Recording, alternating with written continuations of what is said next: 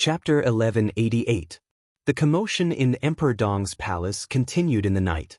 The uneasiness and turbulence in the world were slowly fermenting. In front of the huge castle, on the luxurious hot spring square, the 100-meter-high black sword stone sculpture still stood quietly. Li Tianlan stood at the highest point of the hilt of the giant sword, looking up at the night sky. He had been silent for a long time. The water column of the fountain rushed to the sky with great force, and the water curtain was rendered into dazzling colors by the light. Li Tianlan stood there, as if he was stepping on a rainbow. The sound of the media push on the mobile phone rang almost continuously. All the major media outlets were constantly sending news. There were indeed a lot of things that happened today. In the morning, the heat of the sword energy storm that swept through Yuzhou City had not subsided. The rainbow that had crossed thousands of kilometers from Nanyun province to Yuzhou had appeared in the sight of countless people. Then came the unprecedented super earthquake in South America. The shaking of the continental plates had affected half of South America in a day. The huge natural disaster had not subsided yet. The whole world saw the blue full moon. It was already night in Zhongzhou State. The faint blue moon covered the stars over Zhongzhou State with the light that could destroy everything. On the other side of the world, the sun and the moon were in the same sky under the daytime. There was no authoritative explanation for these anomalies. These had become hot topics in various countries. As one of the people involved in these things, Li Tianlan's focus had now shifted to the whole world. The world had become completely different. He could clearly feel this. This difference seemed to be some kind of firmness beyond his cognition. When the blue full moon appeared in the sky and the sword energy swept over Xianyuan City like a sky curtain, Li Tianlan could almost clearly feel the changes in the world and himself. The invisible space seemed to be reorganized in a sense. The darkness grew deeper. The stars grew brighter. The earth grew wider. As for himself, his perception of the sword energy grew sharper. It was an indescribable feeling.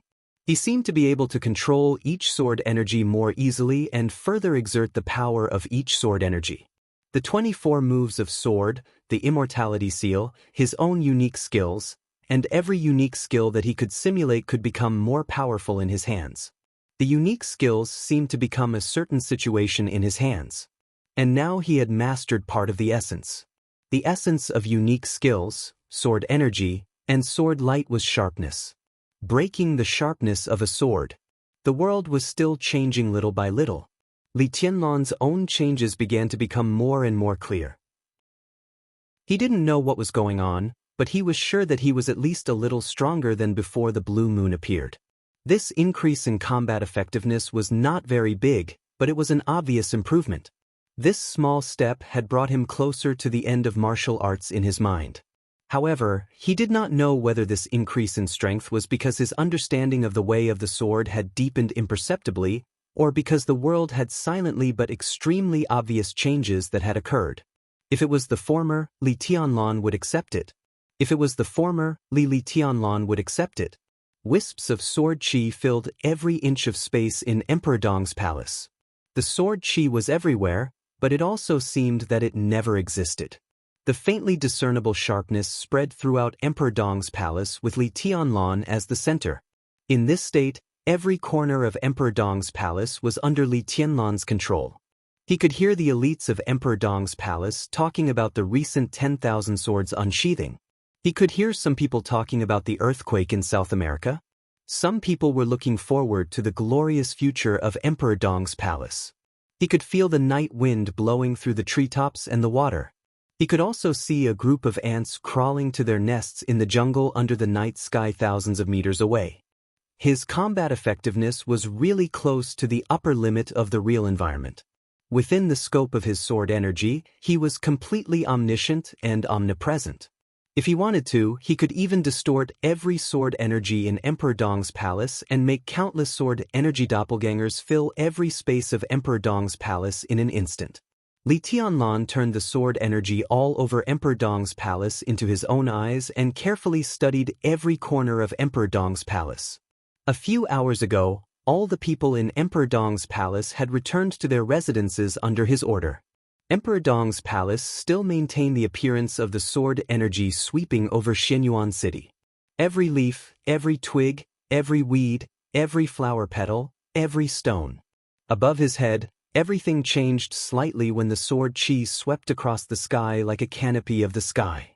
Everything in the world, all the sharp edges and corners, seemed to point in a certain direction. Actually, the direction was not important. What was important was that when these edges and corners were pieced together, they formed a grand and indistinguishable pattern, but it really did exist. The pattern continued to extend from Emperor Dong's palace to Xianyuan City, Tiannan, and even the whole world. With Li Tianlan's current ability, he could only see a small part of the pattern in Emperor Dong's palace under the cover of his sword chi. But even this small part of the pattern was incomprehensible to him. The only thing he could be sure of was that this huge pattern was definitely related to the sword Dao. He stood silently at the highest point of Emperor Dong's palace. Slowly and carefully, he imprinted the pattern in his mind bit by bit. He kept breaking it down and thinking. This temporarily incomprehensible scene became clearer and clearer in his mind. When Li Tianlan completely came to his senses, he suddenly raised his eyebrows slightly and looked down at the bottom of the giant sword. Through the colorful light of the water, a slim figure was standing quietly under the fountain. She was also looking up at him with an expressionless face. Mochizuki Song. This queen of darkness in the dark world had been very low-key since she was brought back to Emperor Dong's palace by Li Tianlan. She had basically recovered from the injuries she suffered in the battle in North Sea. With Xianyuan Wuxiang's existence, most of the internal injuries accumulated in Mochizuki Song's body over the years had also recovered. No matter what his identity was, at least in terms of professional ability as a doctor, he could beat all his peers in the world. After Mochizuki Song's injuries recovered, she did not overreact. Most of the time, she was so low-key that it was almost as if she did not exist. Li Tianlan thought about it. He did not stay in Emperor Dong's palace for a long time. In his impression, when he was here, he did not seem to see Mochizuki Song step out of her room. "What's the matter?" Li Tianlan asked calmly. Mochizuki Song looked at him silently. After 2 seconds of silence, she said lightly, "I'm here to say goodbye to His Majesty." Li Tianlan lowered his head and looked down. "Go home." Mochizuki Song's eyes drifted and she said flatly, "I've been out for a long time. I should go back to Eastern Europe." Chapter 1189. Water splashed from the air, splashing a crystal light. Silently, Li Tianlan appeared beside Wang Xianxia and said casually, "Why do you want to go back all of a sudden?" Wang Xianxia suddenly turned her head. She looked at Li Tianlan beside her, and then at the huge black sword in the center of the fountain square. There was still Li Tianlan's shadow at the top of the huge sword. As the wind blew, the shadow gradually faded and disappeared. Wang Xianxia's eyes flickered slightly. Her real strength was very close to the peak of the invincible realm, and she was an invincible realm expert who focused on swordsmanship. Among the 12 super masters of the Samsara Palace in the past, even now, she deserved to be the first in terms of strength. Her combat capability was definitely above that of saint and military counselor. In today's dark world, Wang Xianxia, who used to be Flaming Fire, could definitely be regarded as the top swordsmanship expert. But at the moment when Li Tianlan moved and appeared beside her, she didn't feel any sword energy. There was no sword energy, sword intent, or sword light. The surrounding space was stable and flat. Therefore, not only in her sight, but also in her perception, Li Tianlan's appearance was extremely abrupt. In this state, Li Tianlan was as if he had become a part of the air. Extreme nothingness, but absolutely real. Wang Xianxia's heart tightened slightly, and even her scalp was a little numb. This was not an emotion like fear or defense and vigilance. She believed that Li Tianlan had no malice toward her. This emotion that shouldn't be present at the moment was the almost instinctive nervousness of an expert. Just at that moment, if Li Tianlan wanted to, Wang Xianxia knew very well that she would be dead now. Not long ago, Li Tianlan had killed Zhu, an invincible realm killer in the dark world, with one blow at Huading Airport, which shocked the whole dark world. This had proved that Li Tianlan had the strength to kill an invincible realm expert in an instant. Wang Xianxia's strength was much stronger than Ju's. But this was not the most important thing. The most important thing was Li Tianlan's action. Compared with the horrifying blow at Huading Airport, Li Tianlan was not as strong as Huading Airport. Now Li Tianlan didn't need any so-called momentum. He didn't need to accumulate strength or wave the sword. He was calm and natural. Wang Xianxia clearly realized a fact. If Li Tianlan wanted to kill him, he didn't need to do anything at all. He just needed to move. From this point of view, stepping on an ant and killing an invincible realm expert only required a slight movement. Li Tianlan didn't even need to gather any sword energy. A random sword chi of the fire-flaming realm, the ice-condensing realm, or even the chi-controlling realm could directly kill an invincible realm expert. Because no one could see his movements anymore. Eyes can't see. He couldn't sense it. He appeared beside her like air. It wasn't fast, but it was extremely sudden. This was no longer a sneak attack or not. This kind of abruptness had at least exceeded the reaction speed of an invincible realm expert. Since he came out of the desert, Li Tianlan seemed to have been making progress at a crazy speed. He approached the peak, stood at the peak, and now he had almost surpassed the peak. In Mochizuki-sang's eyes, this silent step was truly unfathomable. Mochizuki-sang took a deep breath to calm himself down and said, "The situation in Europe is a little chaotic. I've been away for too long. Now that I've recovered, it's time to go back. The European continent now has the Snowdance Corps. No matter how chaotic the situation is, the Dark Knights will not have any problems." Li Tianlan smiled faintly and stepped out of the fountain square. The current situation in Europe could be said to be a chaotic mess. The decisive battle in North Sea had directly shaken the structure and foundation of the Dark World. The headquarters of Sanctum was directly attacked by the Dark Knights and Rothschild and suffered heavy losses. The old man, who could be said to be supreme in the spiritual field, finally had to choose to temporarily leave the headquarters of Sanctum. The Holy Disarmament Corps was almost completely broken up. The Dark Knights and Rothschild began to expand after stabilizing their footing. The entire European Union was in turmoil. The shadow throne formed by the European Union was even more turbulent. In the final battle of Beihai, Wang Xingxiao's strong rise at the last moment almost wiped out Beihai. Hostile forces. Who are those hostile forces? Almost all the elite forces of the Dark World were gathered there, and most of the second-class forces were swept away. The current European continent was like a deep pool of muddy water. The few second-rate forces that did not participate in the North Sea showdown saw an opportunity to continue growing stronger. Meanwhile, after the elite forces were wiped out, the leaderless second-rate forces began to band together. The Holy Disarmament Corps was planning to return to Sanctum. Rothschild, who had been silent for several years, also began to move. They joined forces with the Dark Knights to attack Sanctum, but there was no cooperation in external expansion.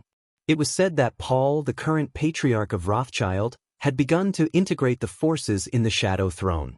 The Dark Knights remained calm and collected, but some countries in the European Union had begun to test the attitude of the Dark Knights. In addition, the Knights Templars had risen suddenly and vaguely had the tendency to become another superpower in Europe. It was only after the start of the decisive battle in North Sea that the Dark World discovered that the Knights Templars had already left Sanctum and started to establish themselves. The existence of more aid made everyone not dare to underestimate the strength of the Knights Templars. The current European continent could be said to be surging with undercurrents. Although various forces maintained a certain degree of restraint, small-scale conflicts and confrontations occurred all the time. Mochizuki-sang's injury had basically recovered. Her return was self-evident to the Dark Knights. The Dark Knights need me now. Mochizuki-sang walked silently beside Li Tianlan. And it's not suitable for the Dark Knights to stay where they are. Now the European continent is very chaotic, and there are opportunities in troubled times. No matter from which point of view, the expansion of the Dark Knights is imperative, and it's also good for everyone. Li Tianlan walked silently and did not speak. Mochizuki-sang twitched the corner of her mouth and continued, and it is said that Wang Xiaoyao has returned to Snow Country. His power in Snow Country is very strong. I'm afraid that the Snowdance Corps won't have an easy time, right? Wang Xiaoyao is not a concern. Li Tianlan shook his head. Let's wait and stay here for a while. There are a lot of things to do recently.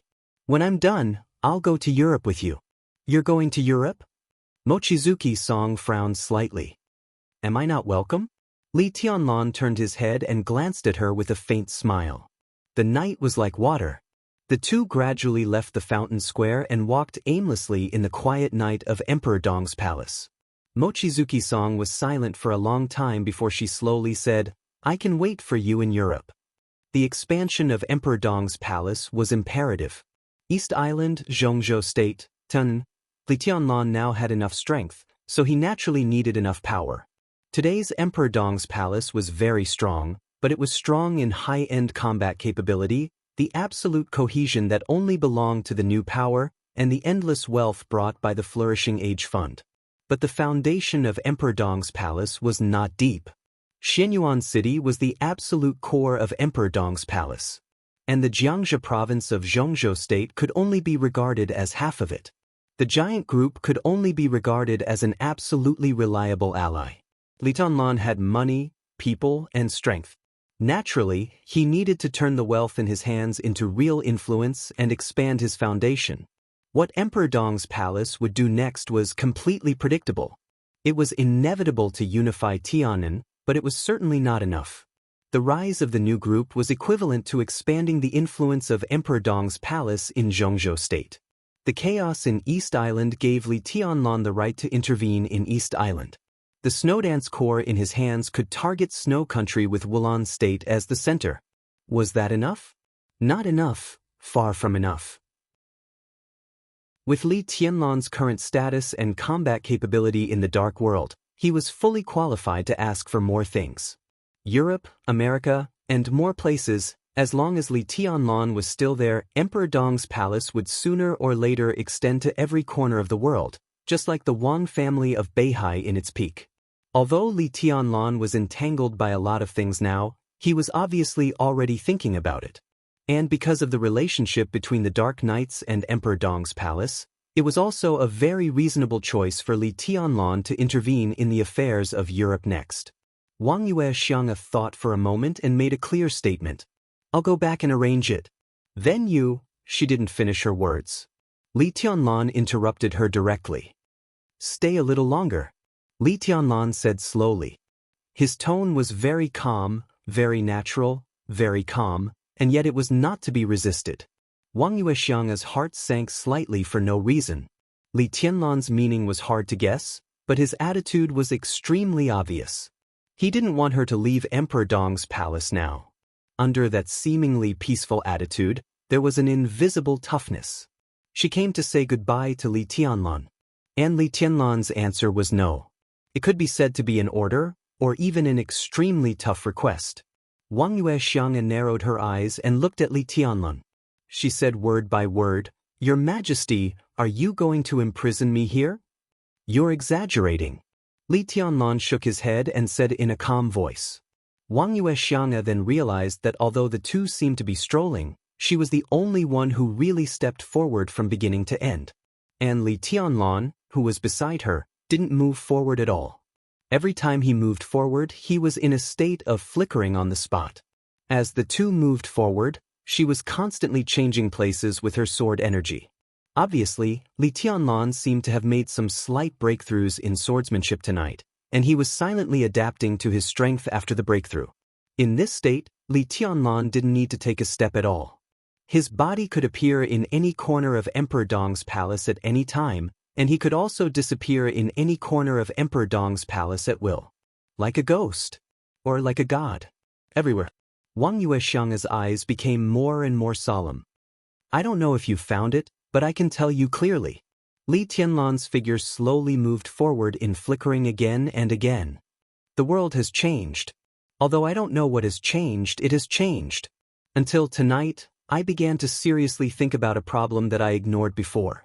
Or rather, I'm not neglecting anything, but in the spiritual realm, I'm subconsciously being guided to not think about certain things. But the world has changed. In the spiritual domain, my guidance is no longer effective. He turned his head and looked at Wang Xianxia, whose body was quietly tense. I need an answer. What answer? Wang Xianxia's body was extremely tense. You are flaming fire. Li Tianlan said, before Snow Country, the master of Samsara Palace and the commander of Dark Knights in my impression were lovers. And you and the commander of Dark Knights were lovers. So for a long time, the master of Samsara Palace I knew should be you, right? Wang Xianxia didn't speak or even breathe.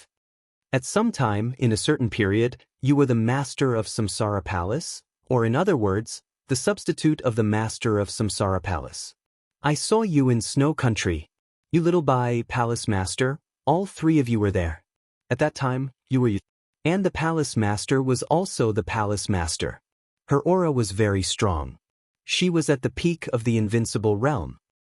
So at that time, you were you, and the palace master was the palace master. From that time on, my understanding of the master of Samsara Palace had already been wrong. But I didn't know your strength, so I didn't find it. After the Eternal Sword in Mormons, I knew your strength and your relationship with the Dark Knights. But I don't know why I didn't think about it. Until today, until just now, I didn't think about it. You are the master of Samsara Palace I knew before. There is no doubt about it. Li Tianlan looked at flaming fire with calm and deep eyes. Then who is the master of Samsara Palace in Mormons who controlled the Eternal Sword to severely injure Wang Tianzong and cause his death? Wang Xianxia stopped. Her body was stiff on the spot. She didn't breathe or answer. There was dead silence around. Li Tianlan waited for a while and suddenly laughed. It seems that this question is hard to answer, right? Wang Xianxia was still silent. It doesn't matter. Li Tianlan said blandly, you can take your time to think about it here. Tell me when you figure it out. Chapter 1190. Wang Xianxia lowered her head. From an angle that Li Tianlan couldn't see, her face was a little pale. Li Tianlan asked a question that she couldn't answer at all. She was the master of Samsara Palace that Li Tianlan once knew. Who was the real master of Samsara Palace? Why could she give up everything for Li Tianlan and even give everything of Samsara Palace to Emperor Dong's palace? The Eternal Sword over Mormons was so gorgeous and hasty. What kind of feelings did the meteor-like light have when it pierced Wang Tianzong's chest? Li Tianlan had never thought about this question before. His mind was very clear most of the time, but when it came to this question, his mind would always deviate unconsciously. This question was like a blind spot hidden in the deepest part of his mind. He rarely touched it. Even if he touched it occasionally, he would pass it quietly. Until the final battle in Beihai, when Wang Xianxia stood in front of him as flaming fire and the Queen of Darkness, Li Tianlan didn't think about this question. It wasn't until the sword energy swept through the world tonight that he clearly felt the beginning of the change of the world. His mind suddenly became completely clear. The question that he hadn't thought about for more than 2 years suddenly became extremely clear and brought great doubts. Who was the fallen master of Samsara Palace? How important this question was, Li Tianlan couldn't explain it in a short time. He was very sure that if he had left the border and gone to Huading, without seeing Qin Weibai or contacting Samsara Palace, his life would have been different. His growth might still be fast. He could get the support of a small part of the Li family's power. But he couldn't fight against Li Guangtu's purgatory of Heaven Capital. Without Samsara Palace, there were only 2 directions left in his life. The first was to seek refuge in the Wang family of Beihai and marry Wang Yuetong. The second was to return to the giant group and marry Dongqing Rushi. From Li Tianlan's personal point of view, neither of the 2 choices was a good choice. They were the directions of compromise under helplessness and the directions outside of Li Honghe's plan. Li Honghe's plan was to let him take over the purgatory of Heaven Capital as he grew up. But the old man obviously underestimated Li Guangtu's ability to control the purgatory of Heaven Capital. Therefore, without the Samsara Palace, everything that Li Tianlan faced would be very difficult. The Samsara Palace gave him a third choice. This mysterious force, even after its destruction, had been of great help to Li Tianlan from the beginning. The Manqin Weibai chose. With this identity alone, he began to contact various forces in Zhongzhou state with a relatively detached identity and was qualified to negotiate with the Southeast, the Giant Group, and even the Purgatory of Heaven capital. He didn't need to join the Wang family of Beihai, return to the Giant Group, or start his life with difficulty under the rules of these two superpowers. He didn't join any force, but the Samsara Palace had been his help from the beginning to the end. His growth was in perfect sync with the plan of the Samsara Palace. The eve of the decisive battle of the Snow Empire was an extremely sensitive time. At that time, Li Tianlan had grown to a strong enough level. He defeated Wang Xingxiao, Gu Hanshan, Jiang Shangyu, and others in the joint maneuver of the Sky Academy and the Deep Sea Academy. He almost single-handedly suppressed all the young experts in Zhongzhou state and became the #1 among the young generation in Zhongzhou state. His strength at that time was completely beyond his age. Although he was young at that time, the strength of the invincible realm could already stand at the top of the dark world and look down on most people. At that time, the Li family was ready to make trouble. Li Honghe left the border. The Li family's strongest base camp, Jiangxia, began to return. The connection between Li Tianlan and the Giant Group was further deepened. The East Emperor Palace also had the most basic framework. As the youngest invincible realm expert in the Dark World, Li Tianlan was nominated by Wang Tianzong to become the youngest marshal in Zhongzhou state and the commander of the Snowdance Corps. He rose to the sky in one step and shone brightly. At that time, everyone knew Li Tianlan's future. But there were not many big shots who were really optimistic about the East Emperor Palace. To some extent, it was because of Li Tianlan's position. To put it more clearly, it was all because of the existence of the Samsara Palace. The Samsara Palace brought great help to Li Tianlan's personal development in the early stage, but it also brought a lot of resistance to the East Emperor Palace at that time. Li Tianlan could become the youngest marshal in Zhongzhou state at that time. But if the East Emperor Palace wanted to get a chance for rapid development, it depended on the choice of the Samsara Palace. This was pure wisdom, not influenced by personal feelings. Even Dongqing Wudi, who was loyal to Li Tianlan, and even Li Honghe at that time, could see and acquiesce to this. Zhongzhou state was waiting for the Samsara Palace's choice. Waiting for the further deepening of the cooperation between the Samsara Palace and Zhongzhou state. At that time, Li Tianlan was too young, and he didn't even know all this in hindsight. The Samsara Palace, which had become an obstacle to the development of the East Emperor Palace, had no choice. The chaos in Snow Country was vigorous. Mormon's eternal sword was unforgettable. The Samsara Palace completely became history, and all the shadows of that era fell at the same time. In the glory of the new era, Li Tianlan, who already had the strength to stand at the top of the Dark World, directly went to the peak. The East Emperor Palace began to develop rapidly in Tianan. Just like what Li Tianlan once said, after the chaos in Snow Country, no one was qualified to let him focus on the overall situation. Because he was the overall situation. The 2 years in the desert were a crucial accumulation and precipitation of his personal martial arts and strength, as well as the precipitation of his personal heart. His thinking was transforming. His sword Dao was improving with every passing moment. In more than 2 years, he left the desert prison. Although he had not really entered the invincible realm, he was already truly invincible in the world. Sidutangye, known as the hidden god of Zhongzhou state, joined the East Emperor Palace with Sai City. Saint, who was once known as the first supermaster of the Samsara Palace, also joined the East Emperor Palace. The East Emperor Palace became Emperor Dong's palace. What brought the greatest shock to the outside world was not the 2 deputy palace masters of the invincible realm. It was the Flourishing Age Fund that also merged into Emperor Dong's palace. It was the only true top neutral wealthy family in Zhongzhou state. The Flourishing Age Fund was comparable to any super consortium in the world.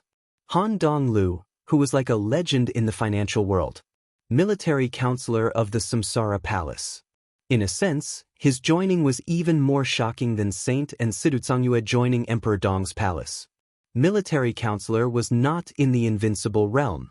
In terms of combat capability, he naturally could not compare with the two deputy palace masters of the invincible realm. But the addition of the Flourishing Age Fund made up for the shortcomings of Emperor Dong's palace. They were all shortcomings. Money, human resources, intelligence channels, and even talent echelons, the Flourishing Age Fund had everything that should and should not have. What would Emperor Dong's palace be like without the Flourishing Age Fund? It was a regional force with absolute powerful combat capability. In the entire Dark World, it was probably a first-class force, and it was a regional one. But what would Emperor Dong's palace be like with the Flourishing Age Fund? With the Flourishing Age Fund, Emperor Dong's palace instantly became a super force that could compare with Rothschild in terms of wealth, the 6 groups of Zhongzhou state in terms of human resources, the Wang family of Beihai in terms of experts, and the Jiang family of South America in terms of intelligence. Now, everyone could say that the foundation of Emperor Dong's palace was slightly insufficient, but no one dared to say that the foundation of Emperor Dong's palace was not stable enough, and no one dared to say that Emperor Dong's palace was not strong enough. Such a Emperor Dong's palace was a real supergiant in the current Dark World. No, even in the previous era. As long as Li Tianlan was given time, he could completely build a unique dynasty in the Dark World. And the foundation of Emperor Dong's palace was built on the bones of the Samsara Palace. How could such a Samsara Palace and such a palace master not be important to Li Tianlan? Li Tianlan didn't even know who she was now. He was sure that there was a huge secret hidden in this matter that he didn't know, but he didn't know what it was. But Mochizuki-song knew. You've been running away from something.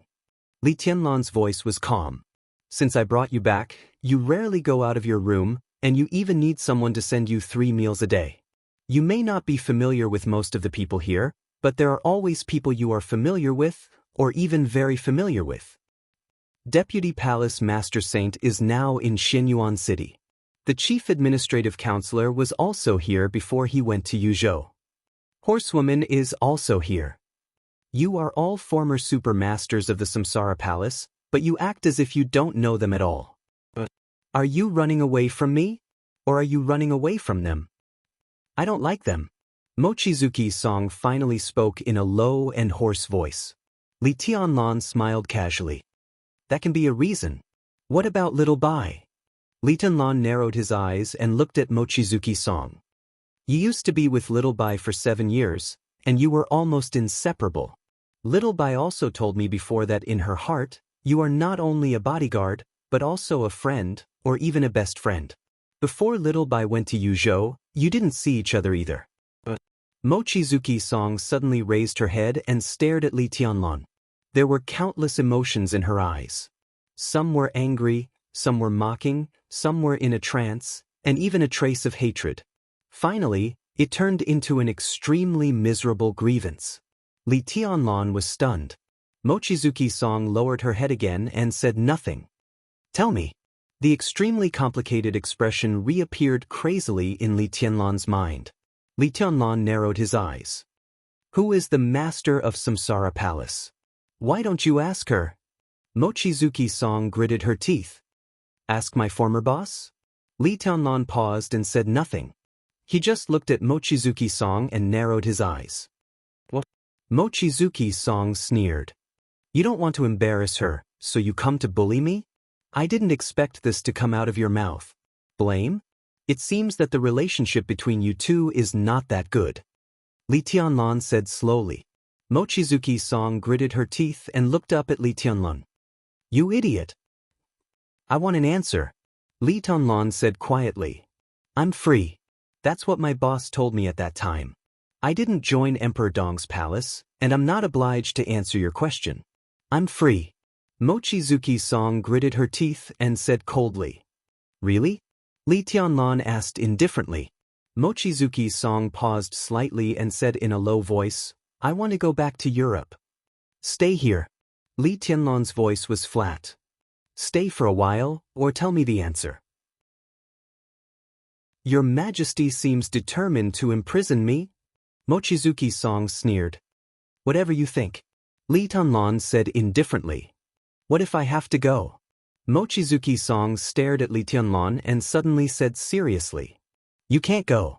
Li Tianlan shook his head. "And where can you go?" "It's just a simple question. All I need is an answer. Are you willing to give up the dark nights for this answer?" Mochizuki Song looked at Li Tianlan coldly, and her eyes became more and more aggrieved. "Tell me when you've made up your mind. Then you'll be truly free." Li Tianlan's figure slowly disappeared in the night. Mochizuki Song stood where she was and looked at the place where Li Tianlan's figure disappeared. She was silent for a long time. Answer? Of course, she knew the answer. But she couldn't imagine what would happen if Li Tianlan knew the so-called answer. She didn't know if Li Tianlan could bear that kind of blow. The night wind blew past her. Mochizuki Song subconsciously tightened her clothes and said nothing. Chapter 1191. The office on the 5th floor of the castle was brightly lit. Xiao Mahai wrote the last name on the document in front of him, then quietly looked at the handwriting on the document, frowning in thought. As the supervisor of Emperor Dong's palace appointed by Li Tianlan, he was once a general of the desert prison in Zhongzhou State. He was seriously injured and dying in the bloody battle in the desert. His martial arts were almost destroyed by Gu Qianquan. But like Moongaze and Song, because of Xinyuan Wushang's existence, Xiao Mahai's injury recovered extremely fast. Not only did his injury recover, but his body also recovered a certain degree of vitality when receiving treatment. His strength that was close to the peak of the thunder-shocking realm recovered, and he even had the hope to set foot in the half-step invincible realm in his lifetime. It was definitely a blessing in disguise. For this general who had served him for 2 years under great pressure and countless ridicule, Li Tianlan gave him almost absolute trust. Xiao Mahai expressed his attitude toward Li Tianlan. Li Tianlan also expressed his attitude toward Xiao Mahai. As soon as Xiao Mahai's family was brought to Xinyuan City, Li Tianlan had already arranged a place for him. He was the chief seneschal of Emperor Dong's palace and also the second chief executive of Emperor Dong's palace. If the chief executive's power was limited to the internal affairs of Emperor Dong's palace, then the second chief executive's power was enough to cover all the properties of Emperor Dong's palace. He could be said to be the absolute core of the palace. The first chief administrative officer of Emperor Dong's palace was the military counselor. There were 2 deputy administrators.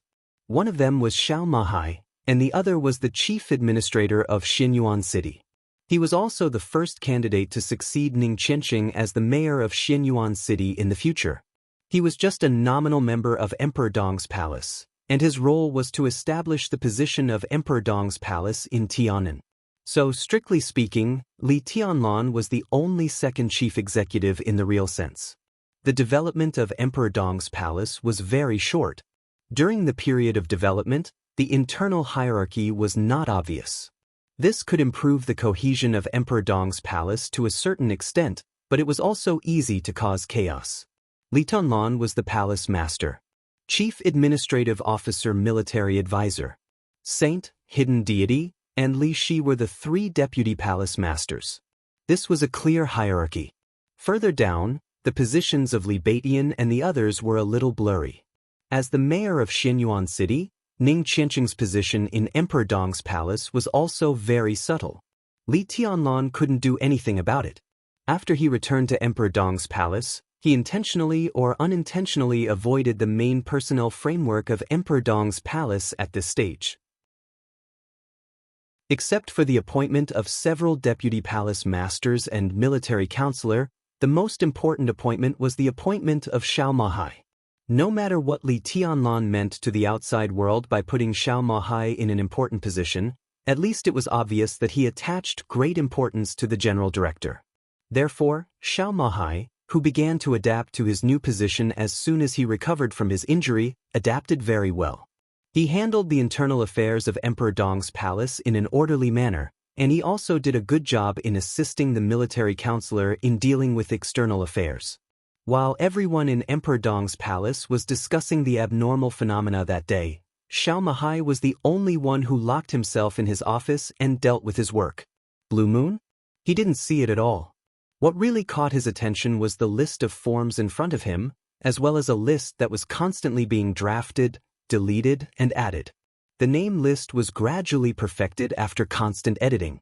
Xiao Mahai stretched, walked to the water dispenser, and poured a glass of water, intending to wrap up today's work. Li Tianlan's figure appeared in his sight at the moment he turned around. Xiao Mahai's palm trembled slightly. After seeing who it was, he breathed a sigh of relief and said with a smile, "Your Majesty, good evening." Li Tianlan casually responded with a hum. He leaned his body and pressed his fingers on the form and list that Xiao Mahai put on the table. "What's this?" "Some aid materials." Xiao Mahai was busy making tea for Li Tianlan, handing him a cigarette and attentively lighting it for him. Compared with the servile attitude when they first met, Director Xiao now got along with Li Tianlan much more naturally and sincerely. Li Tianlan nodded as if he didn't care about it at all. Aid materials. There was a series of densely packed materials on the list. Food, clothes, tents, various instruments, mechanical equipment, and so on. There were a lot of materials, and the quantity of each kind was also very high. In addition, there was a batch of monetary aid. The long list of numbers looked beautiful under the light. 600 million. Li Tianlan blinked. Some of the things that were just drawn up today may be added. I need to discuss it with the Chief Administrative Officer tomorrow. Xiao Mahai whispered. Li Tianlan asked and then gave his own answer. South America? Your Majesty is wise. Xiao Mahai nodded with a smile. The natural disaster in South America was very sudden. It is said that there was a large-scale aftershock not long ago, and the matter is very serious. According to experts, this super earthquake in South America can even affect the global continental plate in the next few decades. South America is now full of suffering.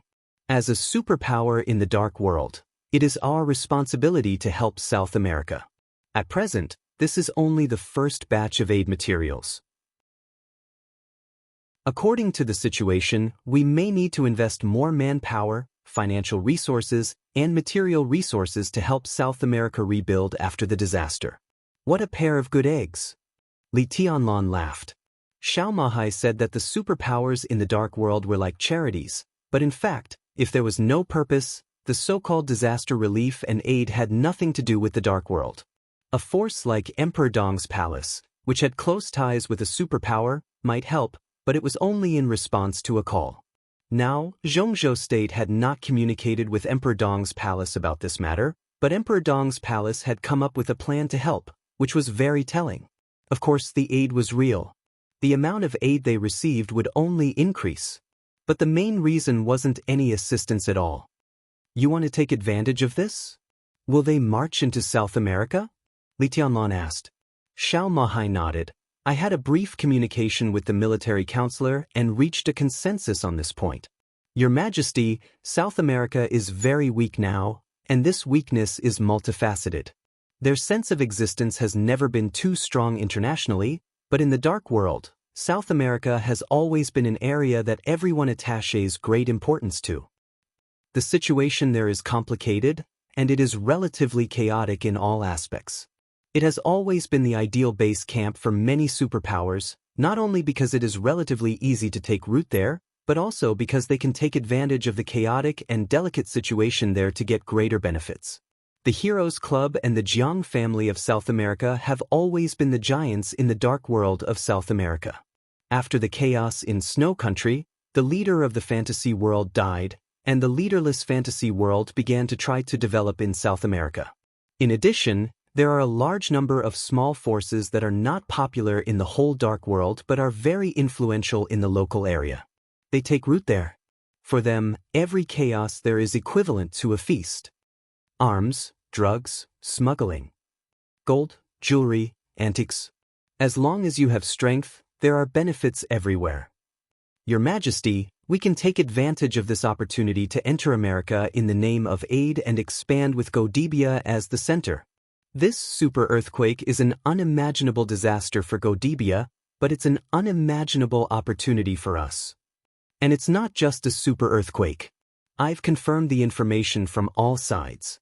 After the final battle in Beihai, although the dark world still has extremely powerful forces, such forces are too scattered, and there is no clear point of concentration. There are not many second-class forces that can be called, and a considerable number of them were buried in the final battle in Beihai. Now, not only America, but the whole dark world is in an unprecedented state of emptiness. Xiaomahai's eyes were a little fiery. Your Majesty, you know what this means. America is just the starting point. We are qualified to fight for more things. Of course, Li Tianlan could understand what this meant. In the next few years, the entire Emperor Dong's palace would enter a stage of unimaginable crazy expansion. It was not an exaggeration to describe it as unimaginable and crazy. The development path of Emperor Dong's palace was the same as Li Tianlan's growth speed. They were both explosive. Li Tianlan's foundation was now in Zhongzhou state, and he had absorbed the Samsara Palace. Why hadn't the Samsara Palace been regarded as a superpower in the Dark World before? Even if they had experts at the peak of the Invincible Realm, murderous weapons, and the famous 12 Supermasters, they were still first-class forces. The most important reason was that Samsara Palace did not have a stable foundation. Their strength was undeniable, but without a foundation to develop freely, it inevitably gave people a feeling of instability. What was missing after Emperor Dong's palace merged with Samsara Palace? Without the master of Samsara Palace at the peak of the Invincible Realm, but there was Li Tianlan. Without Fire Flaming, the Invincible Realm expert. But there were 3 more deputy palace masters of the Invincible Realm. A few heavenly masters at the peak of the Thunder-Shocking Realm were missing. But there were also young experts such as Li Baitian, Bai Yuming, Su Chu, and Du Hanyin, as well as several top assassins of Sai City, such as Cool Breeze and Drifting Cloud. What else was missing? Perhaps there was still something missing. But now in Emperor Dong's palace. They now had a new foundation that they could develop freely and could be supported by a new group and a large amount of wealth. What kind of Emperor Dong's palace was this? The invincible Dong Huang. Li Shi, the deputy palace master at the peak of the Invincible Realm. The deputy palace master who was close to the peak of the Invincible Realm, the hidden god of Zhongzhou state, Sidu Tangyu. The deputy palace master of the Invincible Realm was Saint. In the field of wealth, he could be said to be the chief administrative military advisor. Bai Yuming of the half-step Invincible Realm. His combat capability was no less than that of Lin Yuxian and Li Baitian, who were at the top of the half-step Invincible Realm. He was the top assassin in the Dark World, Cool Breeze and Drifting Cloud. There were too many people who could be named. The core power of Emperor Dong's palace was powerful enough to make most people despair in the Dark World. The rise of the new group was unstoppable. Outside Zhongzhou state, the current patriarch of the Lin clan was Li Tianlan's woman. The Dark Knights were also allies of Emperor Dong's palace. The Flourishing Age Fund also provided Emperor Dong's palace with massive wealth and connections. In this state, Emperor Dong's palace did not have to think about anything else. He had power, money, and talent. The only thing that Emperor Dong's palace needed to do now was to expand. It could even be said to be brainless expansion, because he didn't need to worry about anything. The only task of Emperor Dong's palace was to spread the influence of Emperor Dong's palace to the entire Dark World in the name of Li Tianlan. But now, they were facing a broken world of darkness. America, Europe, Snow Country, East Island, Tiannan. There were opportunities everywhere. Both had excellent opportunities. Then do it. There was nothing to worry about. Your Majesty, about a few hours ago, I received a call from Lin Bujing. Xiaomahai thought for a moment and continued to speak. Lin Bujing? Li Tianlan raised his eyebrows. He was not familiar with the name, but he was definitely not a stranger. Qin Weibai had mentioned the name to him. And those who knew the Lin clan also knew the name. This was the patriarch of the largest branch of the Lin clan in South America. He could be regarded as a top figure in all of America. The name Lin Bujing could almost be regarded as a world-class wealthy family. It had been rooted in America for nearly 200 years. It had spread its branches and was very involved in a wide range of fields. Jewelry, minerals, energy, tobacco, football, arms, gold, rubber, aerospace, banking. It was in all fields in South America. Lin Bujing's shadow. Even in the entire Lin clan, he was a super heavyweight branch patriarch. He is one of the core figures of the Lin clan and a friend of Mr. Lin Fengting. Xiao Mahai chuckled and said, in fact, on the day of the decisive battle in Beihai, Lin Bujing contacted the elites of the Men in Black, Fantasy World, the Heroes Club, and several other forces. They rushed into the headquarters of the Jiang family of South America and destroyed 6 secret bases of the Jiang family of South America in one day. At the same time, more than 80% of the core members of the Jiang family of South America were wiped out. Now in South America, there are not only natural disasters but also man-made disasters. It's very lively. Lin Bujing hopes to cooperate with Emperor Dong's palace. He sincerely invites us to march into South America and hopes that Your Majesty can visit South America when you have time. Now they have parted ways with the Heroes Club and several other forces. But according to the prior agreement, Lin Bujing will not infringe on the interests of the Heroes Club, the Men in Black, and other forces. Xiao Mahai's voice was somewhat meaningful. Li Tianlan's heart skipped a beat and he whispered, he hopes that we can help him deal with the Heroes Club and the Men in Black? We have no reason to refuse. Xiao Mahai said with a smile. Old fox. Li Tianlan laughed and scolded. He said it was cooperation, but in fact, he wants us to clean up the mess for him? If it can be cleaned up, it won't be a mess. Xiao Mahai smiled and lowered his head to look at the list on the table. Li Tianlan was also looking down at the list. His eyes fell on a name at the top of the list and he narrowed his eyes. There were about a dozen names on the list, but they had been deleted, changed, and constantly smeared, almost covering the whole piece of paper. But all the changes were concentrated on the names in the middle area. The names at the top and the names at the bottom had not been changed from beginning to end. The name listed alone at the top was undoubtedly the most suitable candidate in Xiao Mahai's mind to represent Emperor Dong's palace to develop its foundation in South America. This was the first time that Emperor Dong's palace had expanded to a distant place. This person could undoubtedly be regarded as the commander of this expansion. If he could gain a foothold in South America, from the perspective of Emperor Dong's palace, he could be said to be a vassal of Emperor Dong's palace and a high-ranking official of border provinces. Emperor Dong's palace currently ranked 3rd, but he was the most powerful deputy palace master. This was Xiao Mahai's choice. He hoped that Li Shi could lead the team to America and become the stabilizing force of Emperor Dong's palace's expansion in America. She has just come to Emperor Dong's palace. Li Tianlan knocked on the table. I know. Xiao Mahai nodded with a smile. Li Tianlan raised his eyebrows slightly. You know. Xiao Mahai's smile was very subtle. Li Tianlan also smiled and said calmly, what are you worried about? I'm not worried, Your Majesty. Xiao Mahai said softly, I'm just trying to avoid accidents to the greatest extent. In any form, any accidents that may be bad for Emperor Dong's palace are my job. There is no doubt about the strength of Deputy Palace Master Li Shi. The situation in America is complicated.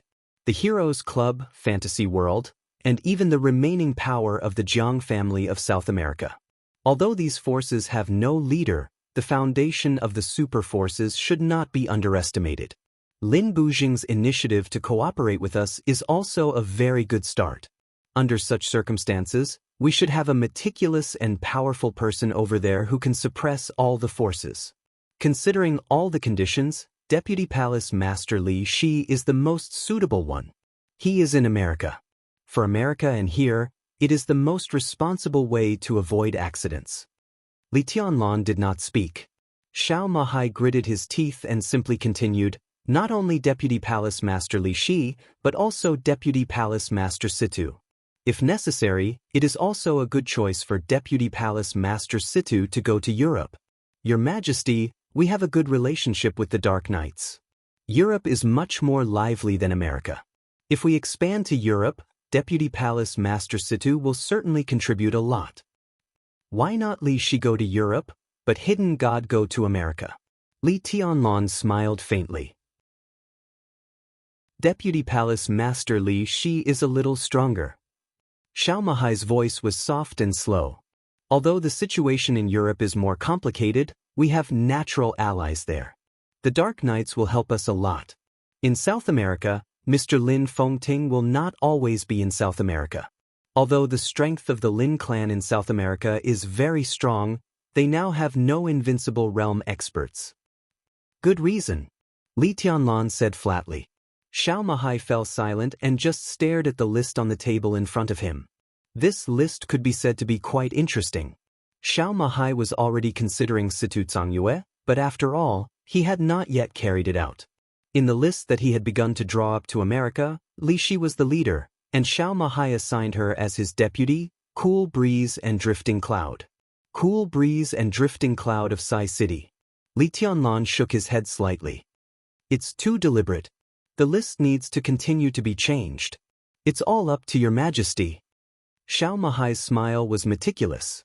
In fact, both of them were very clear about the real intention of arranging Li Shi to America and even Situ Cangyue to Europe. Although Li Tianlan felt that it was not necessary, he would not completely deny his butler's suggestion. He picked up the list and put it aside, saying flatly, Li Guangtu will not stay here for too long.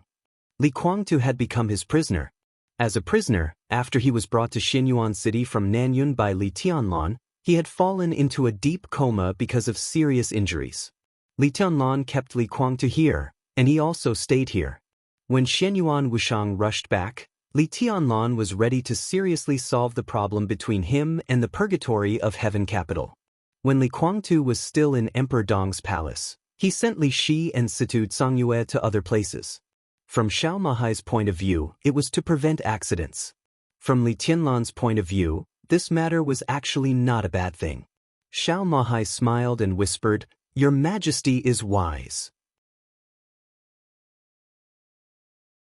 Chapter 1192. Li Tianlan looked at the list in front of him again, shook his head, and said nothing.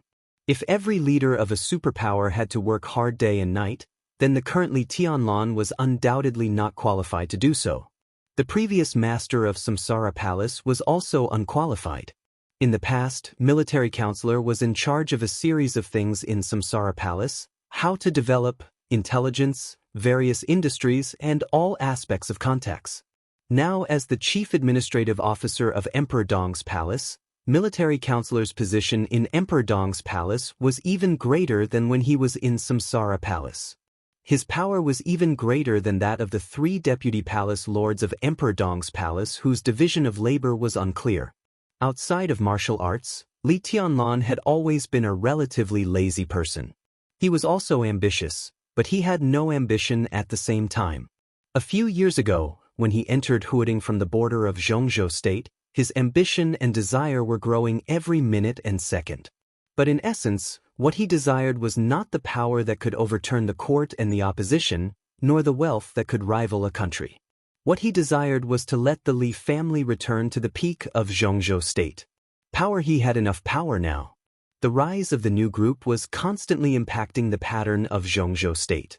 After the election in 10 months, under the new situation of Zhongzhou State, Li Tianlan could definitely be regarded as one of the most powerful people in Zhongzhou State. The wealth of the Flourishing Age Fund was in the trillions, and it had the most terrifying cash flow. There were countless other industries hidden under the water. To some extent, the industry of the Flourishing Age Fund was a miracle of wealth created by Qin Weibai using spacetime. From the moment Qin Weibai came to this world, it was no longer a question of whether she could grasp the future or not. No one could see through the future, but she could see through it. No one could know the future. She was completely clear that in this case, if she wanted to accumulate wealth, it would be as easy as taking something out of her pocket. In the past 2 decades, the Flourishing Age Fund had footprints in various emerging profiteering industries all over the world. It was used to the extreme during the financial crisis, and the Flourishing Age Fund grew rapidly. In the financial crisis, it began to annex physical industries and buy shares of various multinational groups. Its wealth was increasing. Military counselor once gave Li Tianlan a document, which detailed the industries that the Flourishing Age Fund really controlled and the cash that could be mobilized in the shortest time. How many industries did the Flourishing Age Fund actually control? The dark world was still not completely clear. But the form was extremely clear, listing the current assets of the Flourishing Age Fund in detail. For example, the Ofi Oil Group had deep cooperation with Zhongzhou State 6 years ago. This international giant signed a 20-year oil agreement with Zhongzhou State 6 years ago would provide Zhongzhou State with 60 million tons of oil every year. This 20-year agreement had a transaction value of as high as trillions of Zhongzhou State. The Flourishing Age Fund had begun to attack Offutt Petroleum Group as early as 10 years ago. Now, it had quietly occupied 23% of Offutt Petroleum Group's shares. The Flourishing Age Fund began to attack Ofi Oil Group as early as 10 years ago, and had and occupied a 23. And occupied. Tianan, and there were many and in of. The detailed information given to Li Tianlan by military counselor had nearly 1,000 pages and millions of words. Li Tianlan still kept the information in the drawer. He didn't even bother to count the zeros on the first page of the information about how many companies the Flourishing Age Fund controlled, not to mention how many companies the Flourishing Age Fund controlled. He only knew that it was an astronomical figure that he could squander at will, even in several lifetimes. When wealth reached that level, it really became a simple number. Li Tianlan didn't care about these things at all. In his more than 20 years of life, his only obsession was to let the Li family stand on the highest stage of Zhongzhou State again. But which Li family was the so-called Li family? The purgatory of heaven capital? Or the Emperor Dong's palace today? With the death of Li Honghe, Li Tianlan and Li Guangtu each represented a part of the Li family. They were both the so-called orthodox, but neither of them was orthodox. He was pushed to the present position and had the qualification to look down on the heroes in the world. But looking back on his more than 20 years of life, Li Tianlan's heart was full of confusion. He couldn't find the meaning of life. Invincible in the world, powerful in the court and commoners, rich as a country. All of this looked beautiful. But it just looked beautiful. What was the point of all of this? He was too lazy to intervene in the decision-making of the high-level officials of Emperor Dong's palace and the future development of Emperor Dong's palace. The world was changing, and opportunities appeared in front of him one after another. They were at his fingertips, and he seemed to have reached the peak. In this world, opportunities were everywhere. He just quietly watched Emperor Dong's palace continue to develop and grow stronger. There was not the slightest bit of complacency in his heart. Occasionally, a trace of loss and loneliness flashed through his heart. Whatever. Li Tianlan knocked on the list in front of him again. Pay attention to the method. Xiao Mahai nodded silently. What's the matter with my room? Li Tianlan suddenly asked. This was the reason why he came to Xiao Mahai. After returning here, Li Tianlan didn't have time to go to his room to rest. But now the whole Emperor Dong's palace was under his perception. In other words, as long as he wanted, no matter where he was, in the area covered by his sword energy, he could see every corner and appear anywhere. Under such circumstances, it could be said that he had a clear view of the situation in his room. I hope your majesty will like it. Shemerhai smiled. Li Tianlan's eyes were a little strange, and so was his voice. Do you really think that Little Bai has a good temper? Aren't you afraid that she will punish you? I'm just doing what your majesty wants. Xiao Mahai said righteously, and with your majesty's current identity, it's normal to have a servant of the half-step invincible realm. Li Tianlan twitched the corner of his mouth. A servant of the half-step invincible realm was really rare. A servant close to the top of the half-step invincible realm was even rarer. And a servant whose body, temperament, and appearance were close to the top, and whose strength was close to the top of the half-step invincible realm, was simply a treasure. For example, the one in Li Tianlan's room. She was a bit outrageous. The small white suspenders completely exposed her slender neck and snow-white shoulders. The snow-white pride on her chest was clearly outlined, and the looming deep ravine looked mysterious and tempting. The suspenders were very short, and her slender, white, and tender waist was completely exposed to Li Tianlan's perception. She wore a white miniskirt, and the black stockings showed her extremely soft and beautiful curves. The silver-white glittering high-heeled shoes had very high heels, so every time she bent down, the extent was higher than normal, so that Li Tianlan could even clearly see the translucent gauze in his perception. She was more than 1.6 meters tall, not tall, but extremely well-proportioned and slender. Her long hair reached her waist, and her face was cold, arrogant, and enchanting. It was a kind of seductive temperament that emanated from her bones. At this time, she was standing quietly in front of the mirror, practicing her expressions in front of the mirror. Charming, shy, pitiful, stubborn, proud, reluctant, pure, coquettish, cold, different expressions, different temperaments. She was able to control each of them perfectly. Li Tianlan couldn't describe this feeling for a moment. The other party's various changes were natural and real. If he had to describe it, just 2 words. Professional.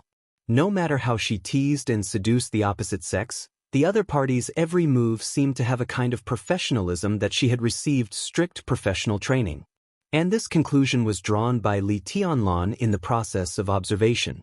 If the other party didn't stand in front of the mirror and constantly change her state, then every state she showed was absolutely real.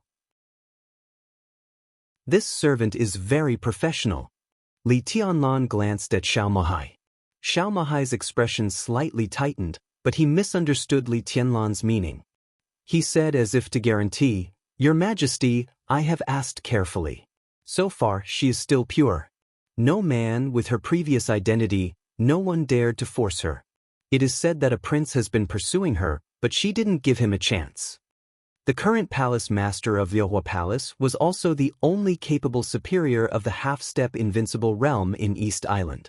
Mai Shiranui. When Emperor Dong's palace swept the whole East Island on the night of the final battle in Beihai, Mai Shiranui detained Li Beidian and wanted to be Li Tianlan's woman. Li Tianlan said that he needed a maid. He didn't know what the other party was thinking. She couldn't help but agree to Li Tianlan's request, and she came so soon. Li Tianlan didn't care about a maid. But with such an exaggerated dress, the other party seemed to want to take off all her clothes and live in his room. "Did you arrange those clothes?" Li Tianlan looked at Xiao Mahai silently. Mai Shiranui had changed several sets of clothes in the room, and without exception, they were all extremely sexy and revealing clothes. Li Tianlan even found several uniforms, including those of a flight attendant, a nurse, a teacher, and an East Island military uniform. There was also a searcher and a student uniform that countless otakus couldn't help but have a variety of styles. Li Tianlan looked at Xiao Mahai with some pity in his eyes. If this was really arranged by Xiao Mahai, it would be strange if Qin Weibai didn't skin him alive when she came back. It was one thing for Qin Weibai to be generous, but it was another thing for others to be generous for her. "What clothes?" Xiao Mahai was stunned. "I haven't had time to prepare clothes." He showed a knowing smile that all men understood. "If your Majesty has any special needs, I'll arrange it right away." In Li Tianlan's perception, Mai Shiranui gently licked the moist corners of her mouth, slightly raised her eyebrows, and her eyes were stubborn and proud. An indescribable charm rippled from her little by little. Li Tianlan was stunned and scolded with a smile, "Get out of here. If Little Bai hears this, you'll suffer in the future." Xiao Mahai scratched his head. "Madam said that she would stay in Yuzhou for a few more days, and Mai Shiranui won't stay in Emperor Dong's palace for too long." This time she came back to make her attitude clear. She hasn't fully handled the internal affairs of Liuhua Palace. It is said that she has already planned to take action against Jifeng Sword Raining School and Wuji Palace, so she hopes to report the situation to you alone. If possible, she hopes that your Majesty can send some people to help. Xiao Mahai's voice paused, hesitated for a second, and continued, "Your Majesty, this woman is ambitious and seems to be willing to pay. If we help her, Liuhua Palace will become the first power in East Island sooner or later." "There is no Liuhua Palace." Li Tianlan said blandly. "From now on, Liuhua Palace will become a branch of Emperor Dong's palace in East Island." Xiao Mahai nodded thoughtfully, and seemed to have begun to consider how much support to give to Liuhua Palace. Now the internal problems of Emperor Dong's palace were very complicated, and the most urgent problem to solve was to clarify the division of labor among the core personnel. Xiao Mahai was now the general director of Emperor Dong's palace. Before he came to Emperor Dong's palace, the person in charge of all the internal affairs of Emperor Dong's palace was an excellent graduate named Fairy Tail. Fairy Tail was a student of the Sky Academy in the same year as Li Tianlan and Li Beiyin. When she graduated, she was not famous. Her strength at the peak of the fire-flaming realm was not bad, but not too outstanding. After joining Emperor Dong's palace, she began to show her strength, and now she had vaguely touched the threshold of the peak of the thunder-shocking realm. Because of Xiao Mahai, Li Tianlan did not clarify Fairy Tail's duties after returning to Emperor Dong's palace. Until now, almost all of Fairy Tail's duties overlapped with Xiao Mahai's, and Xiao Mahai had the absolute leadership, so that Fairy Tail, who used to be a core member of Emperor Dong's palace, now seemed to be Xiao Mahai's assistant. Fairy Tail was very steady, meticulous, and had a strong sense of belonging to Emperor Dong's palace. So in the face of all this, she did not say much and was very cooperative with Xiao Mahai. But no problem did not mean no problem. There were more and more such things, and they became the most urgent thing to be solved. The most obvious overlap between Fairy Tail and Xiao Mahai was their work. Not to mention the two of them. Li Beiyin, Bai Yuming, Su Chu, Du Hanyin, and Yu Qinyan, who had been with Li Tianlan since the beginning, did not have any clear duties in Emperor Dong's palace. Now there was 1.5 corps that truly belonged to Emperor Dong's palace. That half was the Snowdance Corps, which had been stationed in the eastern part of Europe for several years. The other was the Nightmare Corps, which had always been in Tiannan. The internal structure of the Nightmare Corps, which had less than 2,000 people, had always been vague. It was divided into 4 brigades. The 4 captains were all in the thunder-shocking realm, and the 2 deputy captains were also in the thunder-shocking realm. In each brigade, there were 3 squadrons. Each squadron was divided into several detachments. Then there were the teams that were divided into groups. The leadership of the Nightmare Corps changed relatively frequently, but at least there was a relatively clear structure. The commander of the corps was Lin Yuxian, the former heir of the Lin clan. But the unclear ones were the high-level members. Strictly speaking, Li Beiyin and others were the high-level members of the Nightmare Corps, but they had no specific duties. They were very familiar with each other and had a very good friendship.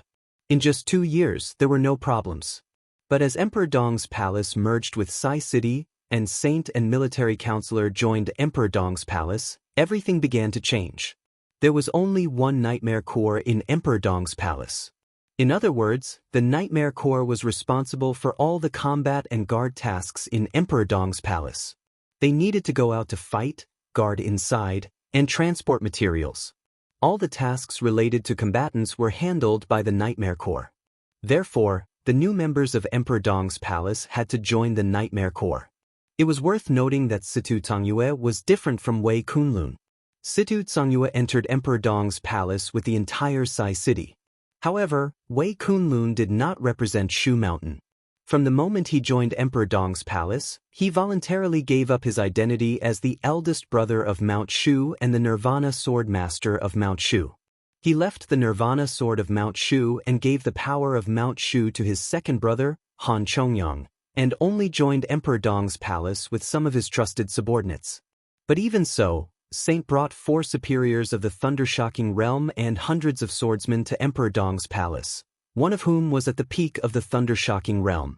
The power of Mount Shu could be said to be full of confidence in Emperor Dong's palace. First of all, as the great Void Sword Master of Mount Shu, Li Beiyin was a brother who grew up with Li Tianlan. Wei Kunlun was also the Vice Palace Lord. All of this was enough to make everyone in Mount Shu feel confident in Emperor Dong's palace. Other than the power of Shu Mountain, the other core power came from the Jade Pool.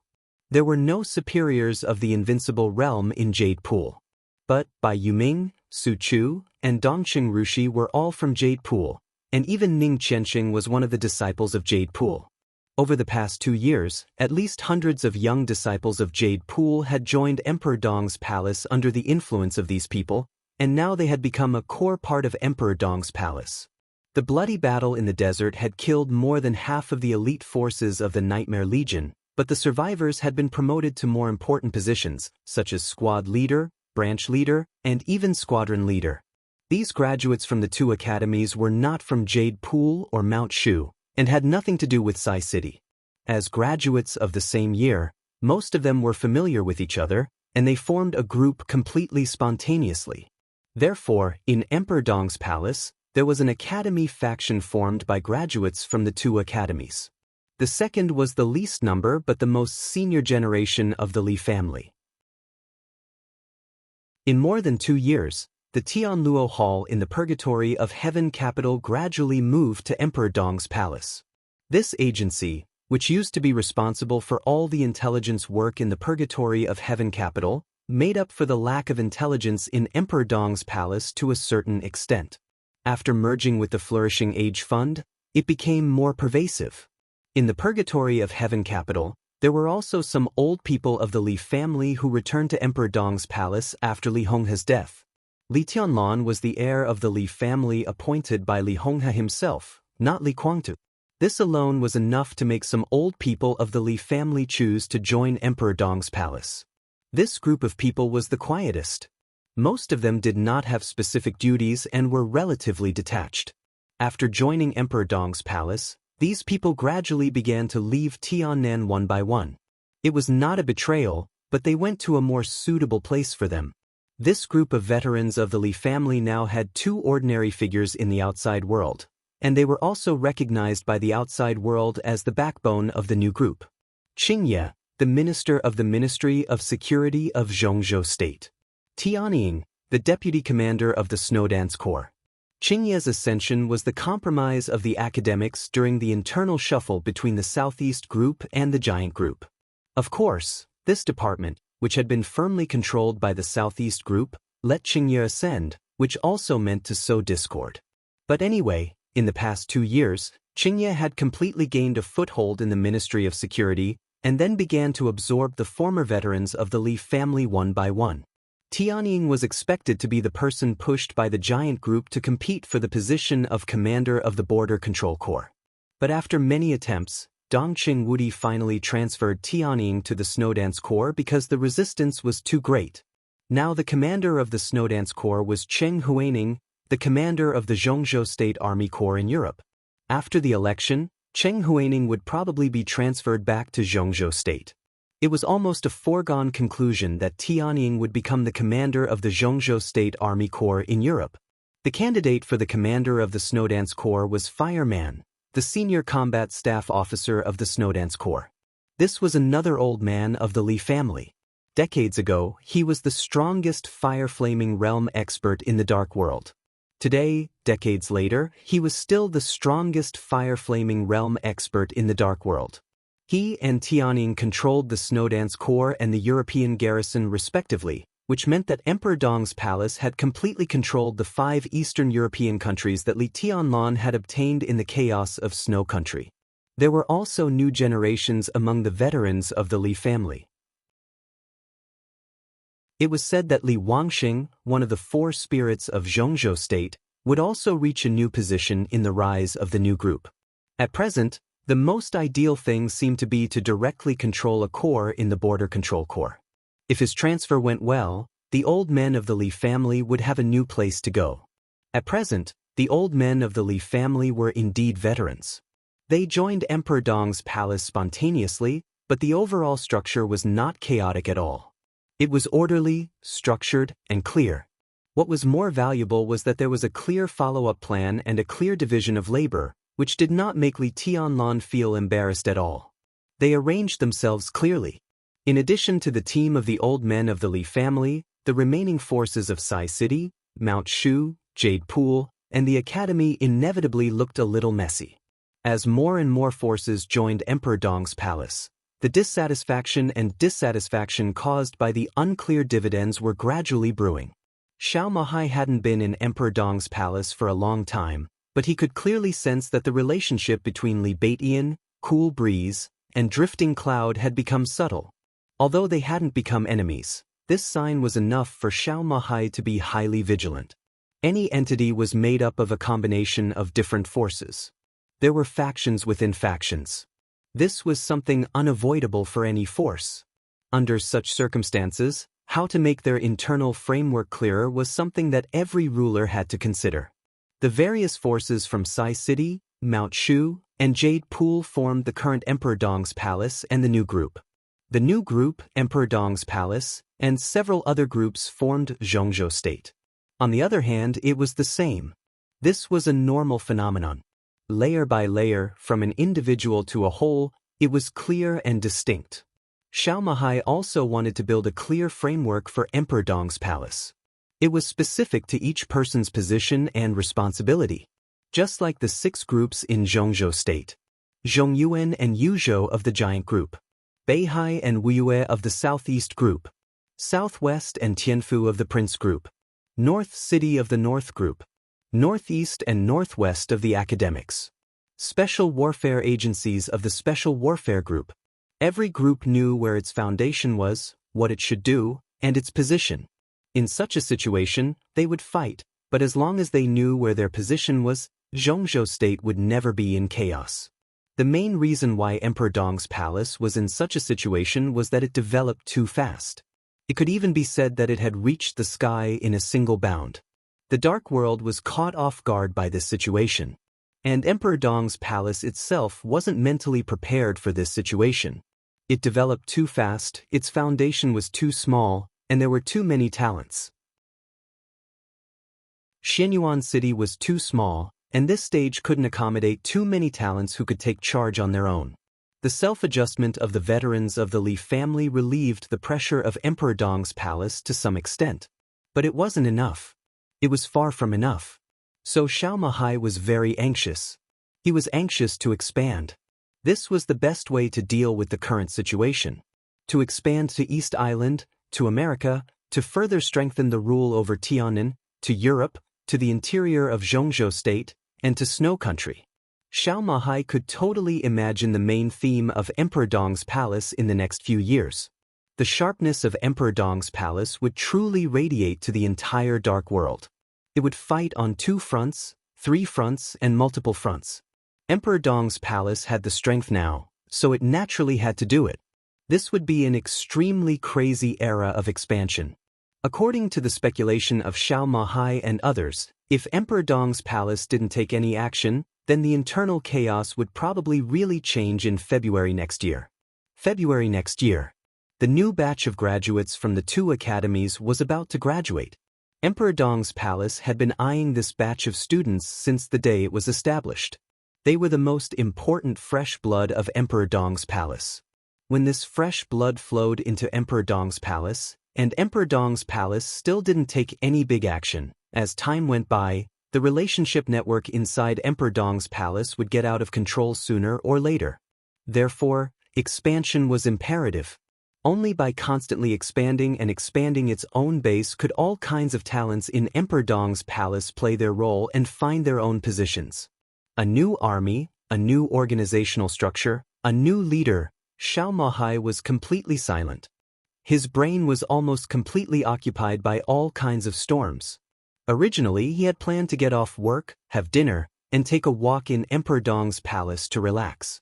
But as more and more thoughts appeared in his mind, he returned to his desk and began to sort out the expected list after list, as well as the future military plan of Emperor Dong's palace.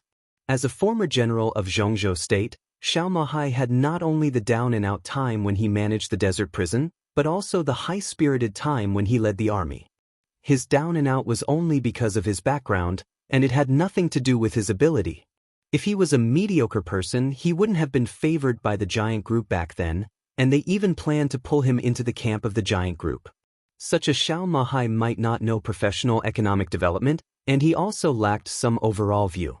But in terms of pure management and planning, he was absolutely not worse than anyone else. The sound of the helicopter's rotors faintly rang out outside the window. Li Tianlan looked at Xiao Mahai, who was already sitting behind his desk with a focused expression.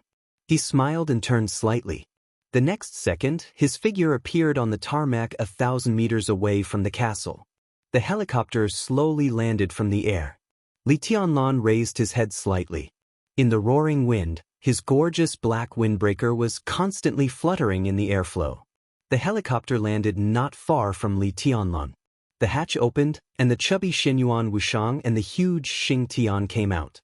Xianyuan Wuxiang's face was a little pale, livid. He looked at Li Tianlan and seemed to want to force a smile. But as soon as the corner of his mouth moved, he suddenly retched. Li Tianlan felt helpless. Xianyuan Wuxiang, the so-called doctor, was completely unfathomable, even in Li Tianlan's heart. This had nothing to do with the specific force. His treatment of patients had completely exceeded the understanding of everyone in this era. It was a kind of subversion of ideas, a unique means that science and even metaphysics could not explain. And such a person was seriously airsick, seasick, and even carsick. It was better if the journey was short. The relatively spacious private plane was better. But Xianyuan Wuxiang obviously couldn't adapt to the helicopter. It was thousands of kilometers from Yuzhou to Xianyuan City, and Xianyuan Wuxiang completely endured it. When he got off the plane, he couldn't bear it anymore, squatting aside and began to vomit. No matter how loyal Li Tianlan was to his brother, he didn't want to go over and admire it carefully. It was not until he was almost done vomiting and drank a large bottle of purified water that Li Tianlan shook his head slightly. "Look at you." Xianyuan Wuxiang laughed, his voice a little hoarse. He liked this place very much, but he really couldn't get used to the means of transportation here. The slight bumps on the car and the constant shaking on the plane all made him extremely annoyed and even anxious. That kind of enclosed narrow space was even more of a pain in the ass. With the technical level of the time corridor, even the worst single mecha or small spaceship, which had been eliminated for dozens of generations, could be equipped with holographic projections that could pass off as real and an absolutely still state of sight. After coming here, all the means of transportation really felt uncomfortable no matter how he experienced it. I think I should find an apostle to tailor a bicycle for me, or an electric car, or a motorcycle, the kind that doesn't need refueling. That kind of transportation may be the most suitable for me. Xianyuan Wuxiang muttered to himself. Li Tianlan didn't know who the apostle was, so he repeated again, "Look at you." Hee. Xianyuan Wuxiang suddenly laughed. He was indeed a good-for-nothing, but compared to Lin Shi, he also had the capital to gloat. The blockade of the real environment was a foregone conclusion, which meant that Lin Shi was still in America. Virtual shuttle. Under this level of suppression, it was completely bullsh*t. The ninth prince of the time corridor was now studying how to buy a plane ticket in the Americas with a counterfeit phone. No one knew if his phone had internet, and no one knew if the ninth prince, who was alone in a foreign country, could communicate with the locals. When they set off for Tiannan, Saint was ready to return to Beihai, while the apostle planned to virtual shuttle to America to bring Lin Shi back. Under the suppression of the real environment, even if it was a peak apostle, the distance each virtual travel was less than 1,000 meters.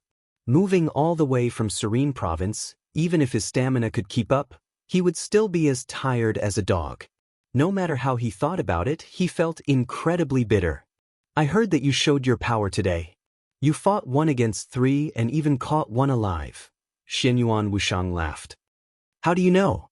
Li Tianlan raised his eyebrows. "A few minutes ago, the news came out from a certain channel. Now the whole Zhongzhou state is probably crazy. Li Guangtu, Jiang Shangyu, Gu Xingyun. 3 against 1, but they are still no match for you. No one can believe that Li Guangtu and Gu Xingyun would join hands, and they can't believe that the 3 of them are no match for you. From now on, you are truly invincible in the world, big brother." Xianyuan Wuxiang gave him a thumbs up. Li Tianlan frowned slightly and subconsciously touched his phone, only to find that it was not with him at all. It could be expected that he must have a lot of missed calls now. He narrowed his eyes and vaguely sensed an unusual aura. He was besieged by Jiang Shangyu and the other 2 without any bystanders. News from a special channel? What kind of special channel? It should be the news released by Jiang Shangyu. Xianyuan Wuxiang touched his chin. Although the news of the defeat is not glorious, the fact is here. Even if they don't say it, it can't be hidden. And the image of your invincibility has probably been deeply rooted in people's hearts. Although it sounds incredible to fight 1 against 3, it is not unacceptable. That's why Jiang Shangyu released the news in a hurry. To some extent, it is a warning. A warning, Li Tianlan smiled coldly. Zhongzhou State has scruples about you. Xianyuan Wushang said softly. Jiang Shangyu pulled the strings in the middle and let Li Kuangtu and Gu Xingyun join hands. The whole dark world is very surprised, but for the current high-level officials of Zhongzhou State, this can be regarded as good news. Li Tianlan was expressionless. Li Huaqing's way of protecting Gu Xingyun is very obvious. He wants to protect one Gu Xingyun, not to mention three. He knows very well that Gu Xingyun can't balance Emperor Dong's palace alone, but even so, he wants to protect him. Now there are three, which is a surprise for him. Jiang Shangyu released the news, which is undoubtedly to tell Zhongzhou State that Li Kuangtu is now in your hands. Xianyuan Wushang smiled. If there is no accident, maybe Zhongzhou State will soon ask you for him. They don't have a suitable reason. Li Tianlan said blandly. Asking for him is the most important thing. They can find a reason at any time, Xianyuan Wushang shook his head. These are not important. The important thing is, if Zhongzhou State really asks, will you give him or not? Xianyuan Wushang asked this question very cautiously, because the meaning behind it was very profound. If Zhongzhou State asked Emperor Dong's palace for Li Kuangtu, to give him or not to give him, this was definitely a problem. The current situation was too sensitive. It was easy for Li Tianlan to make a decision, but he had to pay for it. There was no doubt that if he gave him to Li Kuangtu, Li Tianlan and even Emperor Dong's palace would be very uncomfortable in the future. Jiang Shangyu, Li Kuangtu, and Gu Xingyun were indeed no match for Li Tianlan. But when it came to the internal affairs of Zhongzhou State, many things could not be solved by force at all. There might be few saber lights and sword shadows, but in many cases, mutual deception was the most fatal. But if he didn't give them to Li Kuangtu, there might be many results. But no matter what the result was, Emperor Dong's palace would not feel good. Let's go. Li Tianlan slowly turned around. His figure flickered slightly in the night, appearing and disappearing from time to time. The ethereal sword energy gently fluctuated with his flickering in an imperceptible range. Xianyuan Wushang was stunned. He tried to feel the faint sword energy around him, and his eyes shone. How is Li Kuangtu now? Xianyuan Wushang asked. He's seriously injured and in a coma. Li Tianlan said casually, wake him up first. We have a lot to talk about. What about Zhongzhou State? Xianyuan Wushang asked tentatively. We'll talk about it after we talk. Li Tianlan said calmly. Chapter 1193. When the accurate news was passed through various departments to the Hidden Dragon Sea, Li Huaqing was discussing the layout of the academics for the next 5 years with Hua Jingyang. This was the most important thing for the academics at the moment. Li Huaqing had already been confirmed to be re-elected, and his position was so stable that there could be no more changes. In the past 10 years, due to the lack of foundation of the academics, although Li Huaqing had risen to the top, his style of doing things was relatively mild. The entire academics seemed to be struggling in the game with other groups, so they did not achieve the expected influence in 10 years. According to the normal development, if Li Huaqing retired next year, it would definitely be an unprecedented failure for the academics. They might still be in the ranks of the 6, but they would be suppressed by the Prince Group of the Southeast Group in all aspects. It would even be difficult for them to compare with the giant group after the reshuffle. This was far from their expectations. In their expectations, during the 10 years when Li Huaqing was in power, even if the academics could not surpass the Prince Group of the Southeast Group to become the first group in Zhongzhou State, they should at least keep pace with the 2 ancient groups. If they had to survive in the shadow of other groups in the end, they could not accept this result at all. Fortunately, the change of the Wang family of Beihai and the rise of Emperor Dong's palace disrupted the rhythm of the major groups. Li Huaqing had another 5 years of precious time. In recent months, the backbone of the academics had come to Yuzhou intentionally or unintentionally.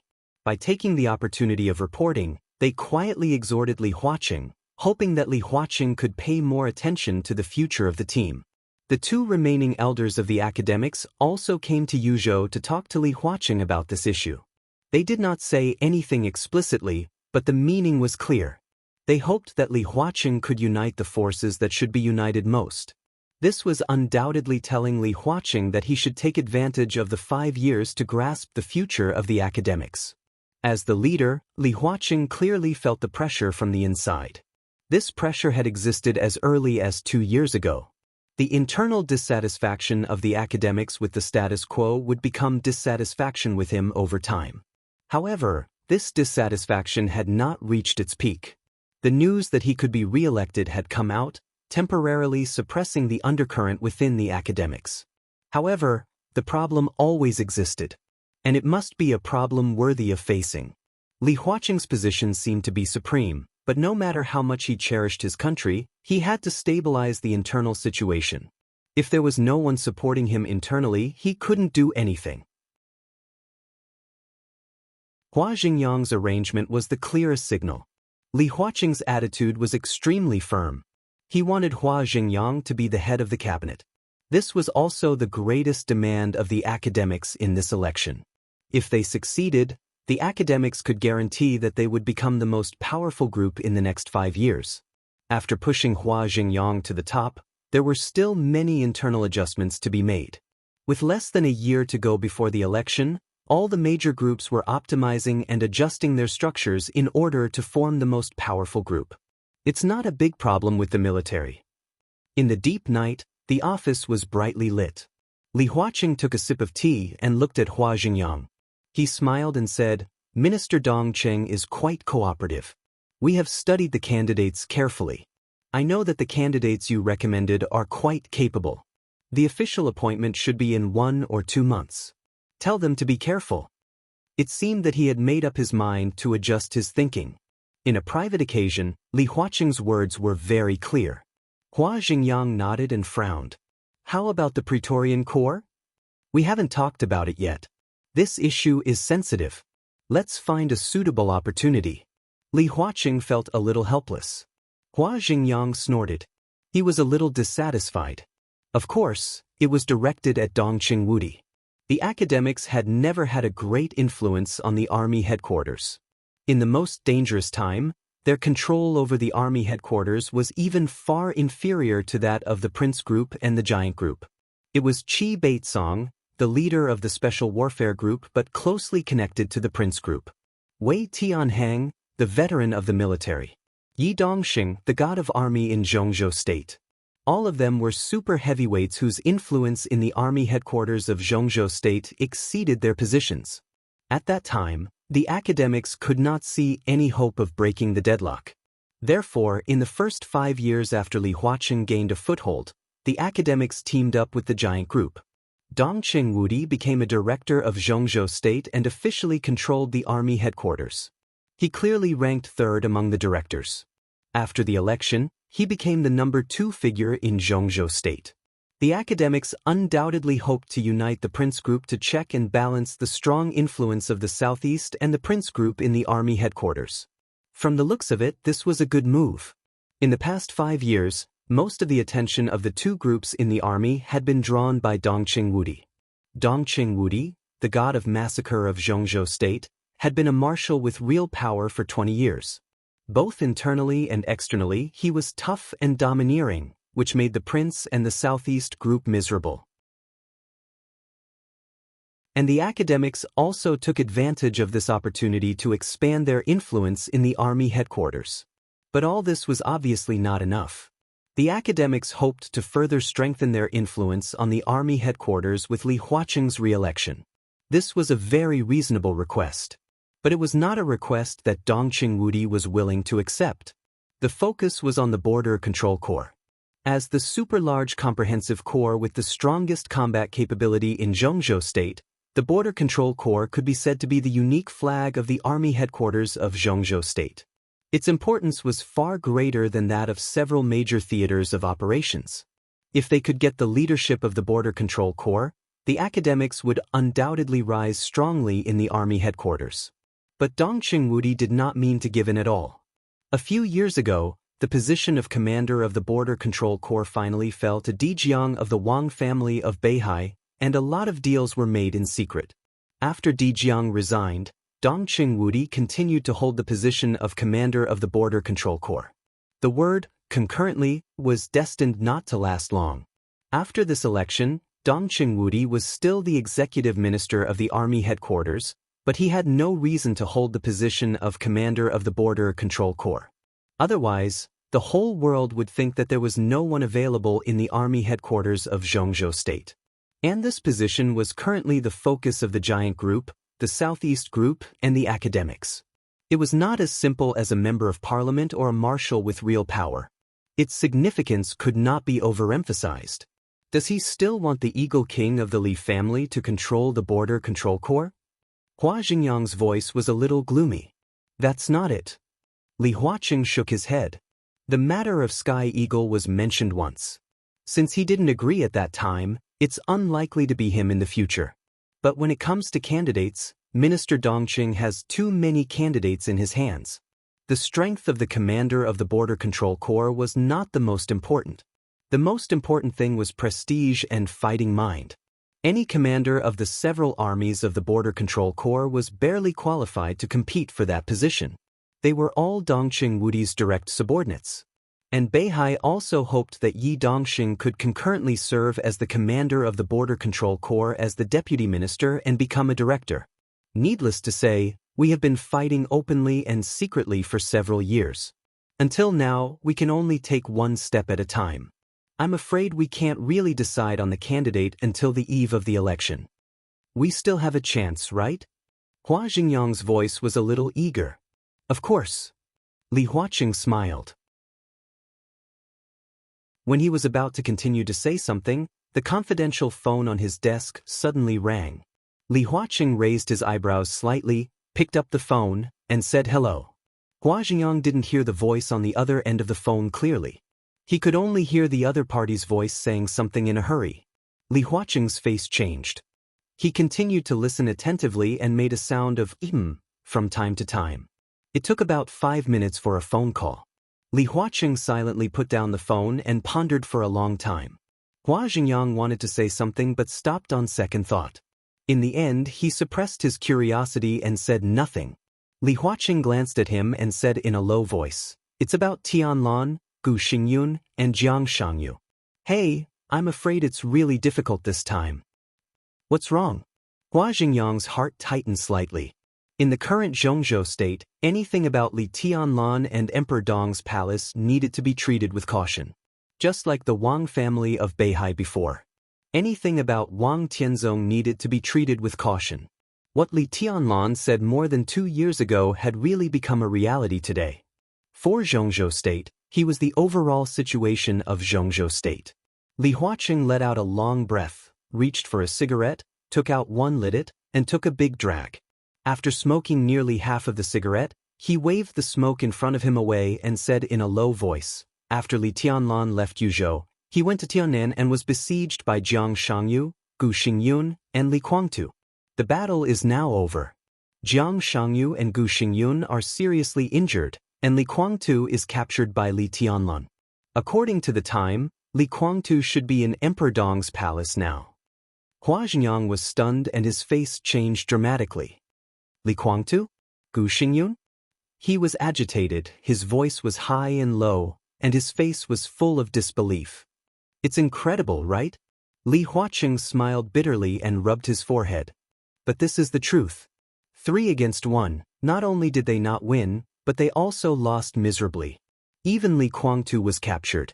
Fortunately, Jiang Shangyu ran fast.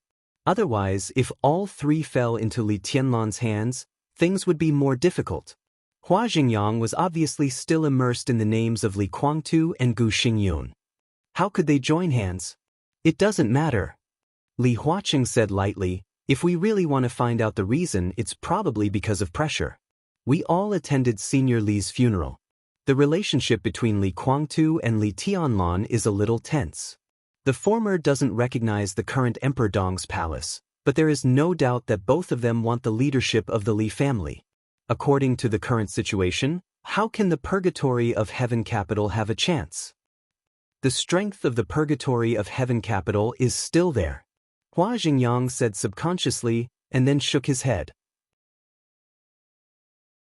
but many of them seem to have left in the past 2 years and joined Emperor Dong's palace. That's what happened. And do you really think that those who stay in the purgatory of heaven capital are willing to die for Li Kuangtu? It's impossible. Not counting those who have left, those who still stay in the purgatory of heaven capital must also be swaying between Li Kuangtu and Li Tianlun. These people's attitudes toward the outside world are unquestionable. But in their hearts, Emperor Dong's palace is the same as inside, and they can't do it. In this case, if Emperor Dong's palace really goes to war with the purgatory of heaven capital, it's good enough that 1/3 of them are willing to die for the purgatory of heaven capital.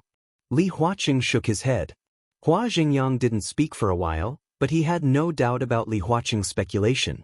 Or it was not speculation at all, but a fact. If Emperor Dong's palace had just started and was still called East Emperor Palace, perhaps there would be more people standing in the purgatory of heaven capital. But East Emperor Palace had become Emperor Dong's palace. What was Emperor Dong's palace like now? A truly invincible palace master. 3 deputy palace masters of the invincible realm. Nearly 20 experts of the half-step invincible realm and the peak of the thundershocking realm. Dozens of experts of the thundershocking realm. At present, such a lineup could not be said to be worse than other forces. This kind of lineup was unique in the entire Dark World. The current Emperor Dong's palace was the strongest. If only the high-end combat capability of the thundershocking realm was counted, the current Emperor Dong's palace was not worse than the Wang family of Beihai at its peak a few years ago. The only uncertainty was whether the current Li Tianlan or Wang Tianzong in Mormons was stronger. But anyway, such Emperor Dong's palace had crushed the purgatory of heaven capital in all aspects. No matter from which aspect, Emperor Dong's palace was superior.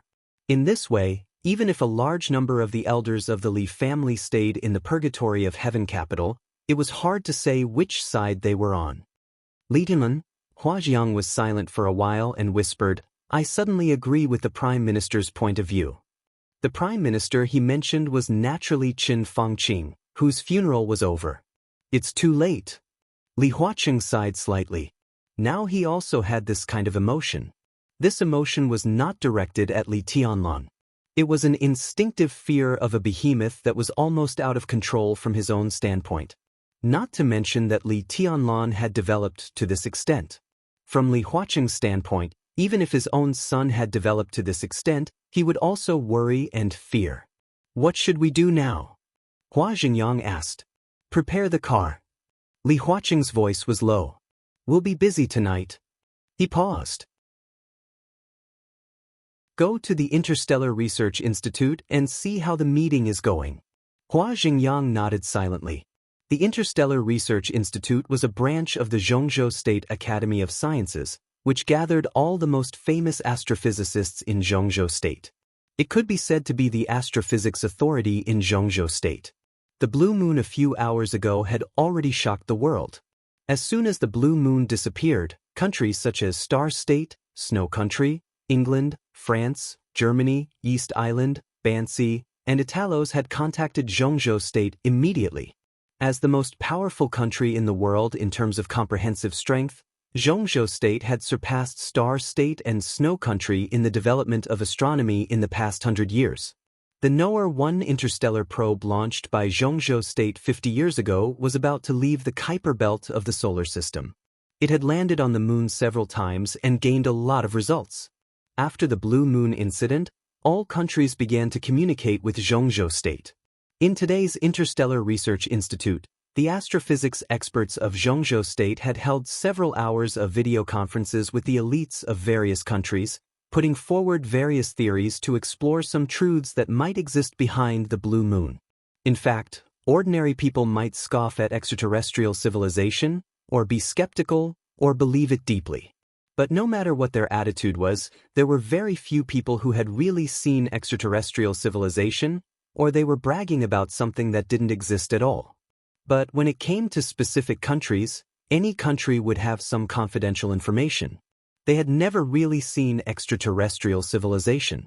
But in the Interstellar Research Institute, well, to be exact, in the exploration of the solar system, every superpower had some bits and pieces of information. Led by Zhongzhou State and Star State, their research on the moon was quite in-depth. In several lunar explorations, they found some mysterious metal wreckage and saw the vague ruins near the pyramids on the moon. At the same time, a lot of information proved one fact. That was, the moon shouldn't exist. There were also many ancient documents that recorded that a long time ago, there was no moon in the sky above the Earth. These ancient documents didn't refer to Zhongzhou State. Instead, there were similar records in the ancient documents found all over the world. For example, the mysterious and ancient Mayan civilization that did exist. In the chronicles of the Mayans, there were descriptions of Mars and Venus, but there was no record of the moon. In the classic of mountains and seas of Zhongzhou State, the first description of the moon appeared after Emperor Xianyuan. There were too many similar records in too many documents. All the signs seemed to show that the moon suddenly appeared out of thin air one day in the ancient and long time ago. No one knew how long this period of time was, but based on all the signs, if the moon suddenly appeared out of thin air, it should have been more than 10,000 years ago. As for the origin of the moon, there was no accurate statement in the scientific community. There were only various hypotheses. But this time, the time of the blue moon once again aroused the enthusiasm or uneasiness of all countries about the moon. After the blue moon, several of the most powerful countries in the world almost gathered together and began to discuss. Let's see the results of their discussion first. If necessary, we can share some confidential information. Of course, we need other countries to exchange confidential information. Since it's a discussion, we must be frank, especially Star State. You keep an eye on this. Li Huaqing continued. Hua Xingyang nodded and looked at Li Huaqing. What about you? I'm going to find Guo Wendian, and then to see Dongqing Wudi. Li Huaqing shook his head. The natural disasters that may happen are never as terrible as the man-made disasters that may happen. I want Zhongzhou State to be stable. Zhongzhou State must also be stable. Hua Xingyang was silent for a while, then nodded and said, I see. He knew very well what Li Huaqing meant. Li Huaqing wanted stability, and Emperor Dong's palace was now the source of instability. But from the standpoint of Emperor Dong's palace, they did nothing wrong at all. The so-called source of instability was just some situation that the parliament made up because it was afraid of Emperor Dong's palace. Li Huaqing wanted to balance the power of Emperor Dong's palace. This also meant that he needed to create an opponent for Emperor Dong's palace. Such an opponent could be weaker than Emperor Dong's palace, but it was necessary. Gu Xingyun was not important, but it was an option. Jiang Shangyu was not important, but it was also an option. Li Kuangtu and Purgatory of Heaven Capital were not important, but they were also options. When the three of them joined forces, this choice seemed to be very reliable. So Li Huaqing planned to ask Li Tianlan for Gu Xingyun. But now Li Tianlan was not the Li Tianlan a few years ago. As the superpower with the strongest combat capability in the Dark World, the young East Emperor was in charge of Shenyuan City, and he was really invincible in the world. Even if it was Li Huaqing, he wouldn't be able to get someone from his hands so easily. Especially in yesterday's meeting, Li Huaqing and Li Tianlan did not get along very well. The abrupt exposure of the Phoenix Pavilion had caused a stir within the parliament. Everyone had a complicated feeling. It turned out that during the more than 20 years when Gu Xingyun was the war god of Zhongzhou State, he did a lot of outrageous things secretly, and some of them even hurt the interests of many people to a certain extent. For example, the Li family was the biggest victim. The treason case of the Li family more than 20 years ago was likely a conspiracy initiated by the Gu family or a blatant frame-up. If this matter was made public, how much of a stir would it cause in Zhongzhou State? Li Tianlan entered the secular world at the beginning, perhaps for this day. Gu Xianyan had enough evidence in her hands. As long as she was willing to say it, every word she said could cause a huge stir in Zhongzhou State. It was also because of this that Li Huaqing felt incredible about the cooperation between Gu Xingyun and Li Kuangtu. He did not let Gu Xianyan give more evidence at the meeting, which had caused great dissatisfaction in Li Tianlan. What he did might be for the good of Zhongzhou State, but from another perspective, it was equivalent to Li Huaqing had expressed his attitude towards the treason case. The treason case had always been an unsolved case in Zhongzhou State. It was complicated and confusing, and no one had really said anything. But Li Huaqing's attitude was very obvious. Whether the treason case was true or not, he did not want anyone to mention it again. This also meant that he did not allow anyone to mention what had happened to the Li family for more than 20 years. It could be imagined how strong the dissatisfaction in Li Tianlan's heart was. Under such circumstances, Li Tianlan caught Li Guangtu. Li Huaqing also decided to ask Li Tianlan for Li Guangtu. Although Hua Xingyang stood on the standpoint of the academics, if he put himself in Li Tianlan's shoes, he would feel that Li Huaqing had gone too far. Li Tianlan really took him as a doe with no temper and could do whatever he wanted. Li Tianlan was young and aggressive. If he really acted impulsively and completely fell out with Li Huaqing, it was likely that there would be a situation in which he and Zhongzhou State would regret it. It was impossible for Li Huaqing not to think of this. So he had to visit Guo Wenyan and Dongqing Wudi overnight. He had to reach a consensus with Guo Wenyan to put pressure on Emperor Dong's palace. He also had to reach a consensus with Dongqing Wudi to give Emperor Dong's palace huge compensation. The compensation this time was likely to be a big loss, saving Li Guangtu and making up for what had happened to the Li family for many years. Such compensation was completely unimaginable. At the very least, the border control corps that several groups had been fighting for should be gone. Hua Xingyang sighed, shook his head, and walked out of the office. Li Huaqing sat in the office, smoked a cigarette silently, and opened the office door. Outside the office, Ma Si, the secretary who was sorting out the materials, stood up immediately. Get off work. Before she could speak, Li Huaqing had waved his hand. It's very late today. I'll go to Wentian's place. You don't have to follow me. Ma Si smiled and nodded. By the way, Li Huaqing suddenly said, is Minister Dongqing in the Hidden Dragon Sea tonight? As one of the directors of Zhongzhou State, Dongqing Wudi naturally had his own residence in the Hidden Dragon Sea, but he occasionally lived in the Bai family's manor. Yes. Ma Si nodded. Something happened in Liaodong. Speaker Bai rushed back to deal with it. Minister Dongqing came back here in the evening. Li Huaqing nodded and said, He went out of the door and walked slowly to Guo Wentian's residence. It was already late at night, but many people in the world had not slept at this time. 3 masters besieged Li Tianlan and failed miserably. Was this the same thing? These were 2 completely different things. The first was the cooperation between Gu Xingyun and Li Guangtu. The second was Li Tianlan's unparalleled strength. All the people who knew what this meant would find it hard to rest at this time. This must include Guo Wentian. Guo Wenyan was meeting a guest. To be exact, he was video chatting with someone. When the secretary respectfully opened the office door, Li Huaqing saw Guo Wenyan, with a serious and livid face, pacing back and forth in the office at first glance. A somewhat familiar voice with a trace of electric current sounded in the office. That's about it. Fortunately, things can still be controlled. We can make a deep review to the parliament and dissolve the Phoenix Pavilion, but... The voice paused. Obviously, he had seen Li Huaqing coming in. Guo Wenyan nodded to Li Huaqing, took a deep breath, and forced himself to calm down. Li Huaqing looked around the office. There was a huge screen that had been temporarily set up in the office. On the screen, Jiang Shangyu and Gu Xingyun, with pale faces, were together. Before Li Huaqing came in, they were discussing the Phoenix Pavilion. Li Huaqing's expression was calm, and there was no emotion in his voice. Where are you? We're safe now, Jiang Shangyu said in a low voice. The picture on the screen flickered from time to time, and the sound of electric current was very obvious. Obviously, the signal on the other side was extremely poor, and the communication might be interrupted at any time. Li Huaqing didn't talk nonsense. He looked at Gu Xingyun, narrowed his eyes, and said in a cold voice, "What are you going to do about the Phoenix Pavilion?" Gu Xingyun's face was obviously distorted. Obviously, he still couldn't bear the sudden exposure of the secret agency that he had carefully cultivated for decades.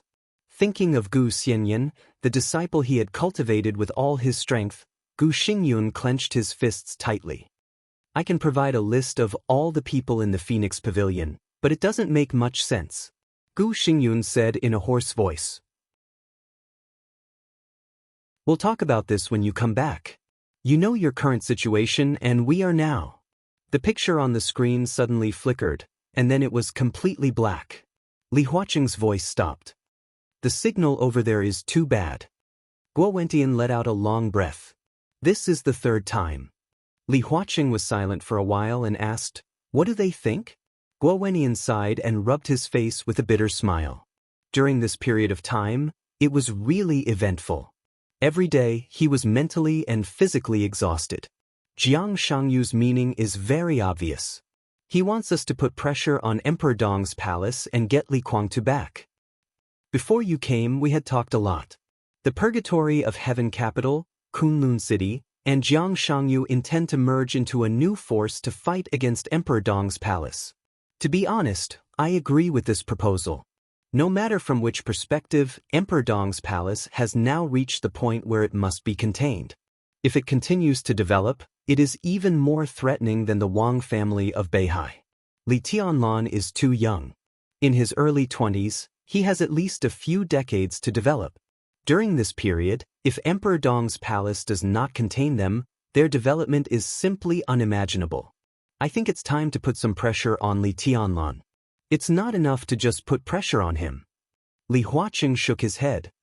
Zhongzhou State can accommodate Emperor Dong's palace. At the end of the day, from our standpoint, we just don't want an absolutely invincible force. What I want has always been very clear: balance, not extinction. As long as Emperor Dong's palace develops within a controllable range, it will be of great benefit to Zhongzhou State. Because of Li Tianlan's existence, Zhongzhou State may even completely unify the Dark World in the next few decades. I don't need to tell you the significance of this. You know very well. So, Guo Wentian asked with a straight face. Appropriate compensation is necessary. Li Huaqing said. Guo Wentian sneered. Is compensation really appropriate? Li Huaqing sat on the sofa, lit a cigarette, and said quietly, "In fact, I'm not afraid of Emperor Dong's palace demanding an exorbitant price. I'm afraid that he won't ask. Zhongzhou State is indeed very strong, but you and the Prime Minister have some misunderstandings when you were alive. First, you seem to be very firm that as long as Zhongzhou State can make up its mind, it can kill Emperor Dong's palace and the Wang family of Beihai. Second, you seem to think that without Zhongzhou State, Emperor Dong's palace can't survive. Similarly, you haven't considered who will replace Emperor Dong's palace and the Wang family of Beihai without them. Zhongzhou State has the strength to destroy Emperor Dong's palace and the Wang family of Beihai, but what happens after that? Any force, as long as it has enough strength, development is inevitable. If we destroy the current Li Tianlan, there will be a second Li Tianlan sooner or later. If he can't develop to this extent, it can only mean that he doesn't have the potential as the current Li Tianlan. We want a super expert who can unify the Dark World, but we also want him to be absolutely loyal to us. This is impossible. When an individual is strong enough, how can he have absolute loyalty to the group? You have always wanted to suppress Emperor Dong's palace and the Wang family of Beihai by force, putting pressure and constantly restricting them, but is it really meaningful? If you really push them into a desperate situation, you've seen Wang Xianxiao's counterattack.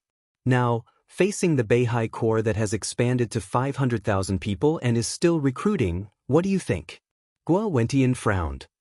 We are talking about Emperor Dong's palace now. There's nothing different. Li Huaqing said blandly, it's true that Emperor Dong's palace doesn't have a legion of hundreds of thousands of people, but they also don't have a base that has been operating for hundreds of years. So, Li Tianlan is more likely to go to extremes. If we really push him into a corner, he will completely turn against us. Believe it or not, big countries like Star State and Snow Country will cry and beg Li Tianlan to join them. As long as Li Tianlan is willing, those people will kneel down to welcome him without any hesitation. What Zhongzhou State can give Li Tianlan, Star State can also give, or even more. That's treason. Guo Wentian looked angry. Li Tianlan once said a sentence in the chaos of Snow Country. Li Huaqing said softly, if Zhongzhou State doesn't betray me, I won't betray Zhongzhou State. Nothing is taken for granted. You can ask Li Tianlan to do anything, but Li Tianlan can also ask Zhongzhou State to do anything. This is the rule, a matter of principle. In the name of keeping an eye on the overall situation, you endlessly oppress a person and tell him that the overall situation is the most important, which is beyond the principle. Let's imagine if things really develop to this point, and Li Tianlan turns against us, what will the situation be? Guo Wentian's face was livid, and he said nothing. If Li Tianlan really betrayed the country and went to other countries with the core team of Emperor Dong's palace, there are still many people he cares about here, and some people he can't take away, such as Dong Qingwudi. As long as he dares to leave, Dong Qingwudi's end is completely imaginable. Guo Wenyin gritted his teeth. What a coincidence! As long as he is driven away, we can also imagine the end of you, me, and everyone in Zhongzhou State. If Li Tianlan insists on killing you, who in the world can stop him? Li Huaqing seemed to be so angry that he laughed. Guo Wenyin trembled all over, and after a long while, he snorted coldly. I'm not here to fight with you today. Li Huaqing waved his hand and said, I'm not here to listen to your complaints. Things have happened. Now we really need to set up an opponent for Emperor Dong's palace, so that they won't go astray, so pressure is necessary. It's necessary to get Li Kuang to back. But compensation is also necessary. Let's reach an agreement first, and then I can communicate with Dong Qingwudi and talk to Li Tianlan through Dong Qingwudi. It's more euphemistic, and the other party will accept it more easily. It sounds like begging him. Guo Wenyin gritted his teeth. We can order him, but we have to deal with it separately. Just from this matter, this is the internal affairs of the Li family, and our request, in his opinion, is a little too much. Li Huaqing was calm. Guo Wenyin looked at him in a daze. After a long while, he suddenly gritted his teeth and said, Then what do you want to give him? You shouldn't think so. Li Huaqing looked up at him and said, It should be, what should we give him to make him willing to let him go? In other words, there is something that we can take out to exchange with him. The night of Wulan State, shrouded in the polar night, seemed to reveal a bottomless depth. Snowflakes fluttered in the air and fell in the crisscrossing lights in the station of the Snowdance Corps. Thousands of elites of the Snowdance Corps were still stabilizing the situation in the dark nights. There were still nearly 10,000 elites here, silently holding on. When Fireman came to the office of the deputy commander, the secretary was coming from the corner of the stairs with a large lunchbox. The edge of the lunchbox was steaming, which made people feel very kind and warm. Seeing Fireman, the secretary was stunned and subconsciously raised his hand to salute. What's delicious? An extra meal for Eagle tonight? Fireman smiled and asked casually. A few small stir-frying dishes and 2 pounds of rice. The general has been busy since the morning and just has some free time. The secretary smiled. Give it to me. Fireman took the lunchbox and waved his hand. Go and do your work. The secretary hesitated, nodded, and returned to his seat. He was originally a grassroots officer of the Thunderbolt Corps. After coming to the Snowdance Corps, he coincidentally became Li Tianying's secretary. He didn't know much about the Li family, but he knew that Fireman had a good relationship with his boss last time. Both of them were from the Li family. Occasionally, when they were free, they would sit together and reminisce about the past. Unfortunately, they couldn't drink in the army station, which made Li Tianying feel a little regretful. Fireman knocked on the door of the deputy commander's office. Before waiting for a response, he pushed the door open and went in. Li Tianying was sitting on the sofa in the office and watching the news of Wulan State. He looked serious. When he saw Fireman, he froze for a moment and then laughed. My treatment as the deputy commander is a little high. I let the senior combat staff officer of the army be my secretary. This standard, good guy, I'm flattering the leader in advance so that you won't make things difficult for me in the future. Fireman snorted coldly, put the lunchbox on the table and opened it. There was only one bowl and chopsticks in it. He didn't bother to say more, so he picked up the bowl and took a bite. With your behavior, I'll make things difficult for you in the future. Li Tianying laughed and took another bowl and chopsticks to enjoy dinner. The parliament fully respected Dongqing Wudi's opinion on the affairs of the Zhongzhou state core in Europe. They all knew that this was Li Tianlan's territory. Therefore, from beginning to end, the other major groups, even the prince group, had not expressed any views on the personnel here. Cheng Huaining, the highest officer of the core in Europe, had been here for several years. It was time to move. Dongqing Wudi relied on him very much, and his transfer would be put forward in the near future. Taking advantage of the precarious time of the Special Warfare Group, Dongqing Wudi hoped to completely eliminate the influence left by his predecessor, Qi Beizong. Therefore, Cheng Huaining should be transferred back to Yuzhou, promoted by one rank, to take over by Qing Zhao's current position, or to take over the position left by Yi Dongxing. The highest officer of the core in Europe was Li Tianyi.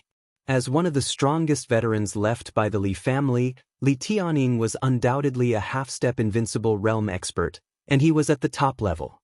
Without enough strength, Zhongzhou state would not have used his name as the designation of a special force decades ago. He was originally a candidate pushed by Dongqing Wudi to compete for the commander of the Border Control Corps. Now the conditions were not ripe, so it was not a bad thing to stay in Europe for a while. Although Fireman was in the fire-flaming realm, his strength was no worse than Li Tianying's. After Li Tianying took control of the European garrison, Fireman would become the new commander of the Snowdance Corps. Of course, it was also possible that Li Tianying would concurrently serve as the commander of the Snowdance Corps, and Fireman would become the deputy commander, just like the relationship between Cheng Huaining and Li Tianying. But no matter what the position was, Fireman would be the leader of the Snowdance Corps in the future. And this place would gradually become a gathering place for the veterans of the Li family in Emperor Dong's palace. "You look in a good mood?"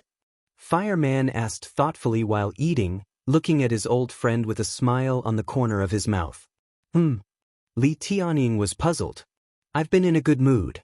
Do you mean something?" Fireman didn't speak for a while.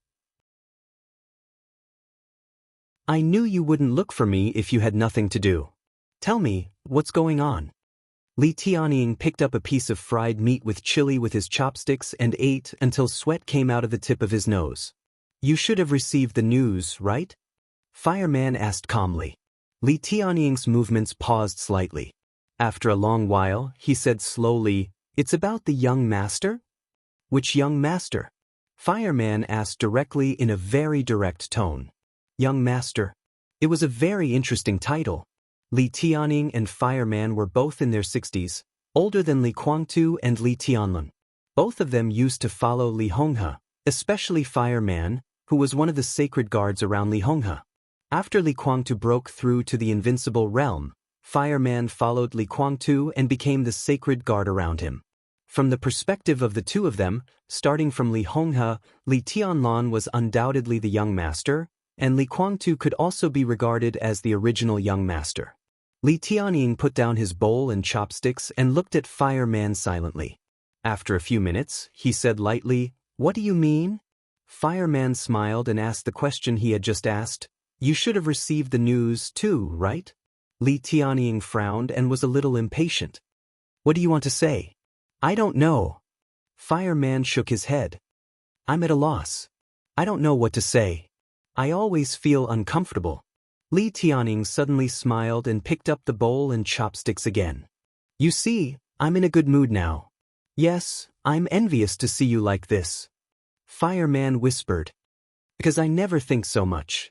One thing I know is that I'm a member of the Li family. More than 30 years ago, when I was on a mission in Heng State, if it hadn't been for Senior Li, I would have been torn to pieces and buried in a foreign country. From that day on, I told myself that I was a member of the Li family. The Li family is good at any time. I've experienced the peak of the Li family's power. I've also followed Senior Li to live in the border incognito for many years. I've experienced all the ups and downs. No matter what kind of Li family it is, the Li family is good. I like staying in the Li family and have never thought about leaving, so why think so much?" Li Tianying said carelessly. Fireman frowned and said in a deep voice, "Thinking too much doesn't mean you want to leave the Li family.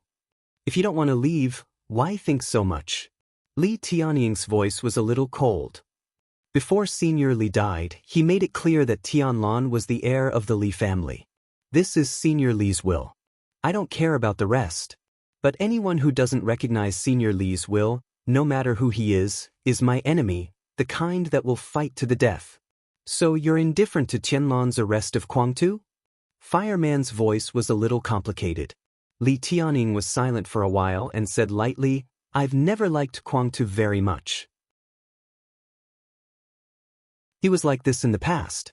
Everything was carried to the extreme. Such a person may succeed in everything, but once he fails once, it will be difficult for him to turn over. It turns out that my view is correct. A large part of the reason why he has what he has today is because of his character.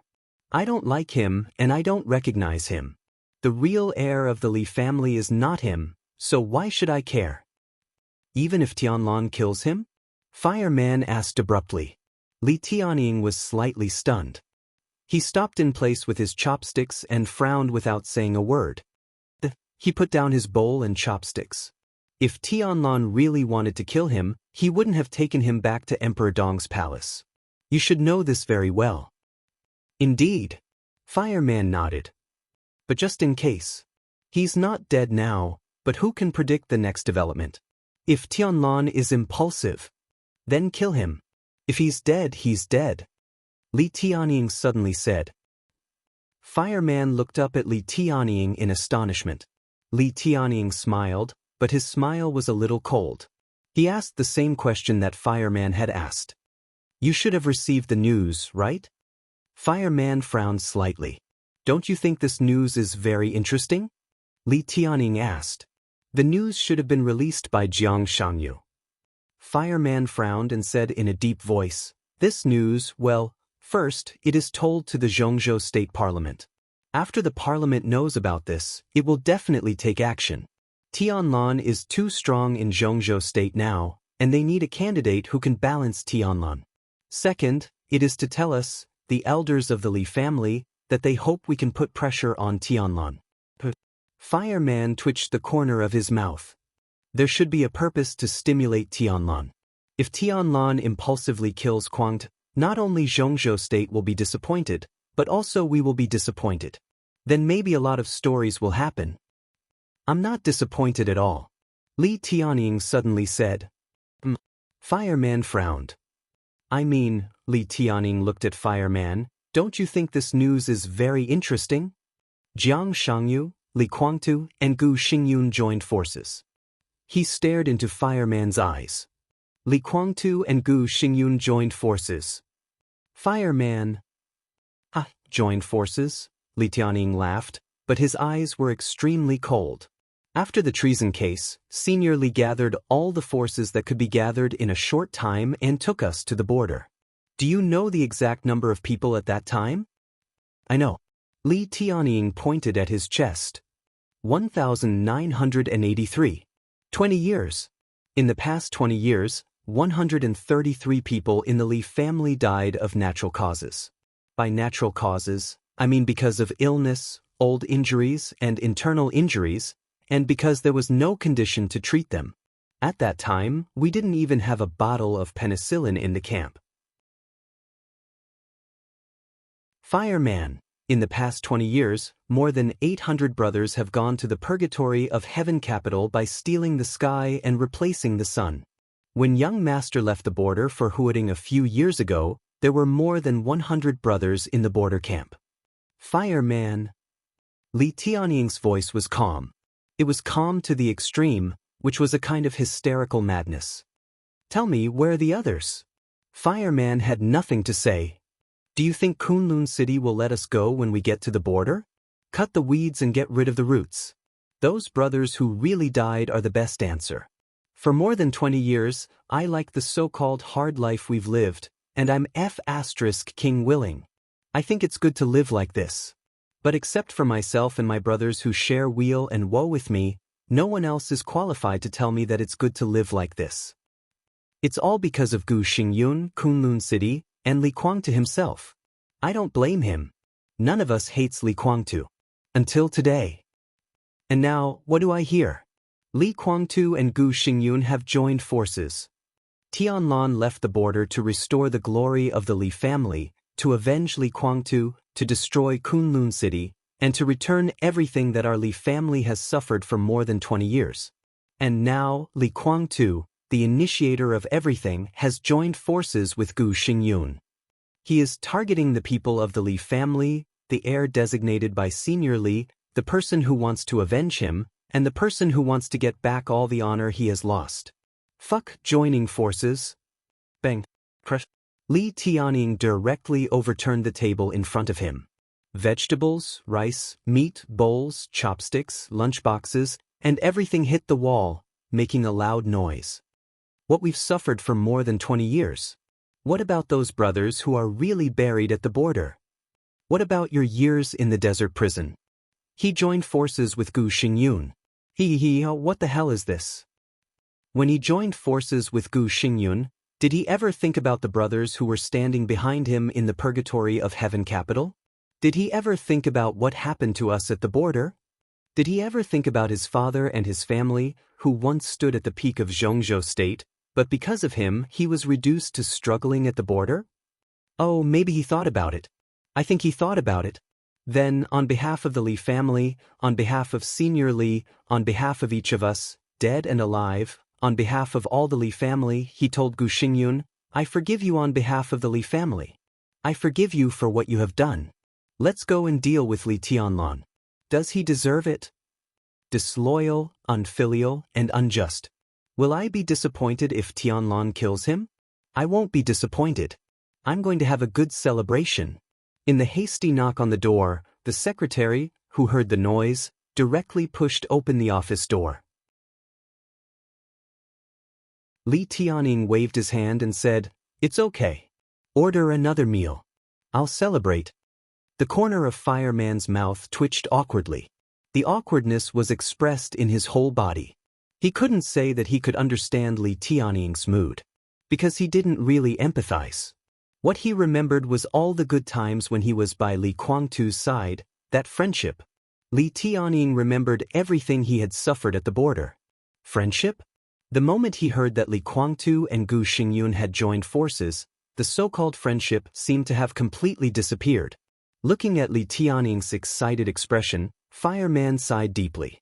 He had every reason to believe that after learning that Li Guangtu had joined forces with Gu Xingyun, Li Tianying was definitely not the only one who had given up on Li Guangtu. More veterans of the Li family would have this idea. Give up? Or this was not giving up at all. Because from the moment Li Guangtu joined forces with Gu Xingyun, he seemed to have given up his identity as a member of the Li family and the grievances between the Li family and Kunlun City. And this was what the Li family had insisted on for many years until now.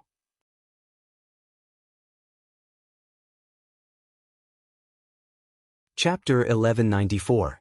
When Li Huaqing arrived in front of the general hall, he saw Dongqing Wudi's secretary, Lin Guoqiang, hurriedly trotting over from another direction, carrying a greasy paper bag in his hand. The two met in front of the general hall. Lin Guoqiang froze and saluted subconsciously. Before he could speak, Li Huaqing had already laughed. He pointed to the paper bag in Lin Guoqiang's hand and said with a smile, What treasure? Lin Guoqiang grinned and said, General Han Bing came to Yuzhou for a meeting and brought some spiced beef from my hometown for the minister. The minister is happy tonight and wants to drink some.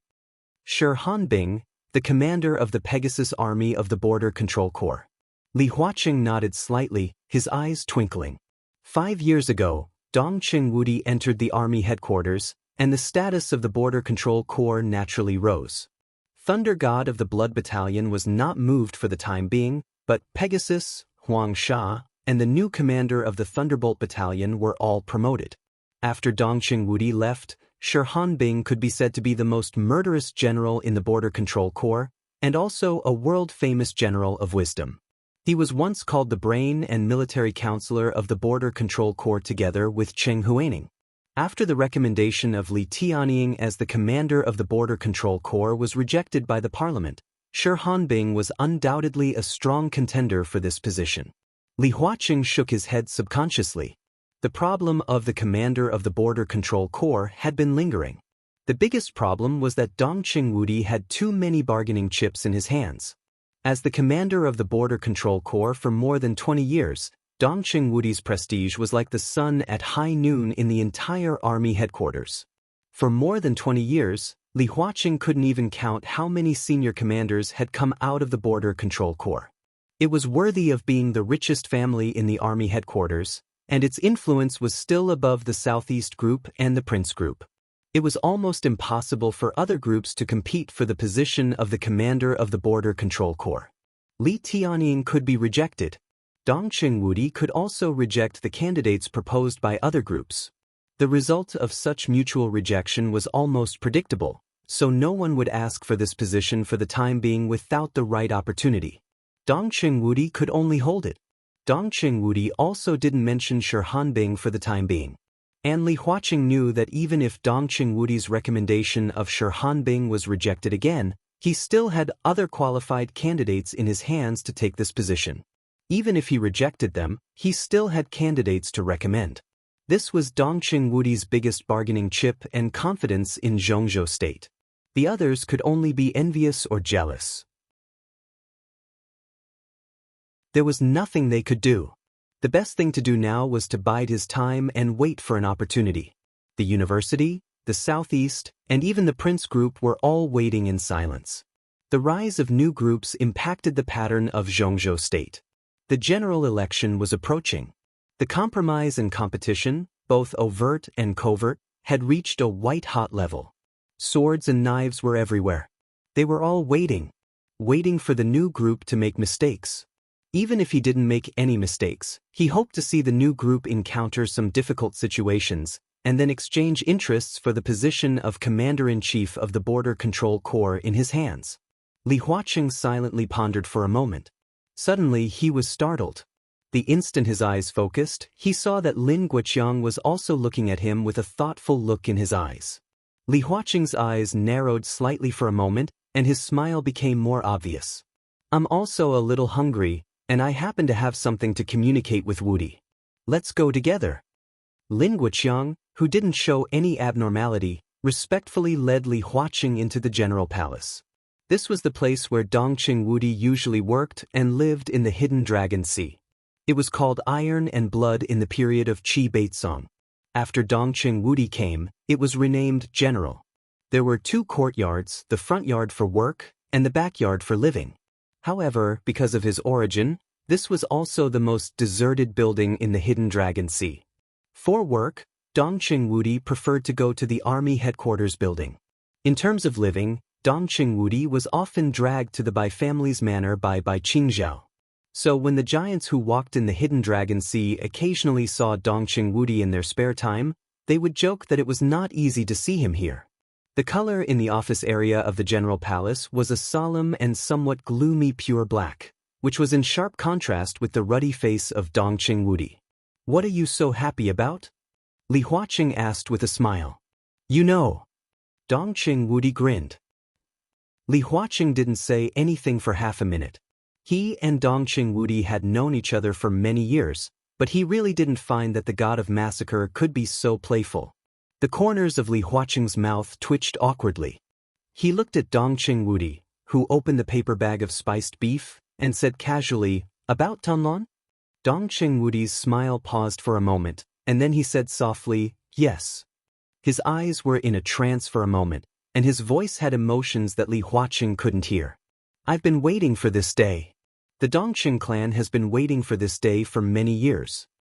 He had a strong desire to talk, and he didn't even care who the audience was.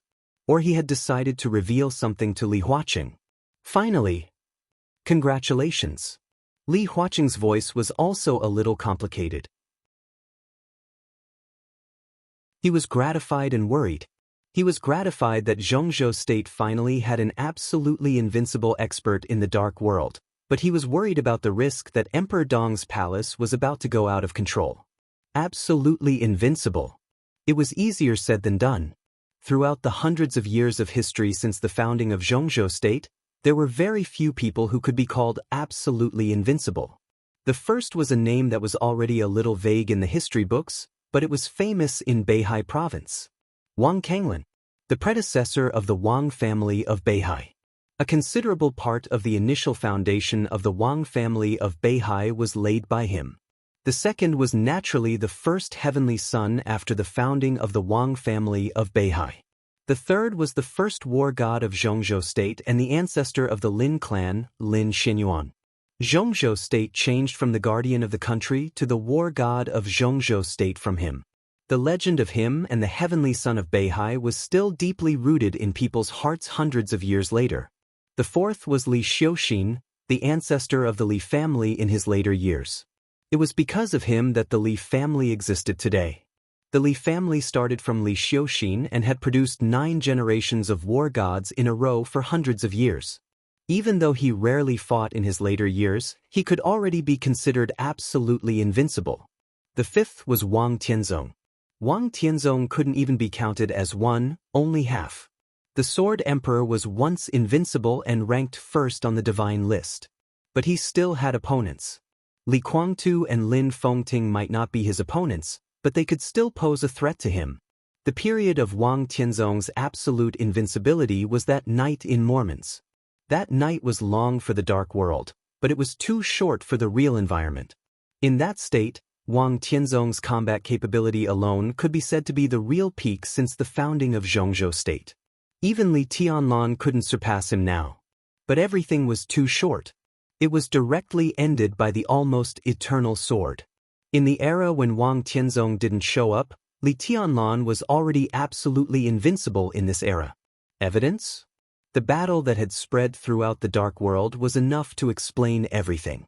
Gu Xingyun, Jiang Shangyu, Li Guangtu, the old and the new era, the 3 super experts who stood at the peak of the dark world, all became the background of Li Tianlan's glory.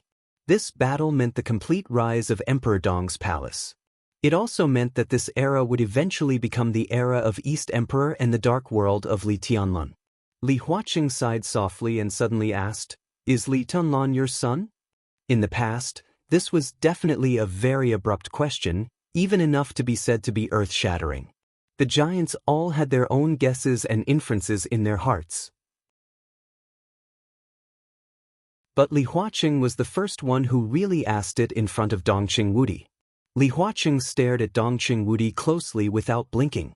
In the face of this question that had been hidden for more than 20 years and the great pressure brought by Li Huaqing, Dongqing Wudi just raised his eyebrows slightly and nodded calmly and naturally. Yes. The corners of his mouth rose. Under the soft light, his clear smile was like the moment when he gave the order before leading an army to battle. He was wild and unrestrained, baring his teeth and brandishing his claws.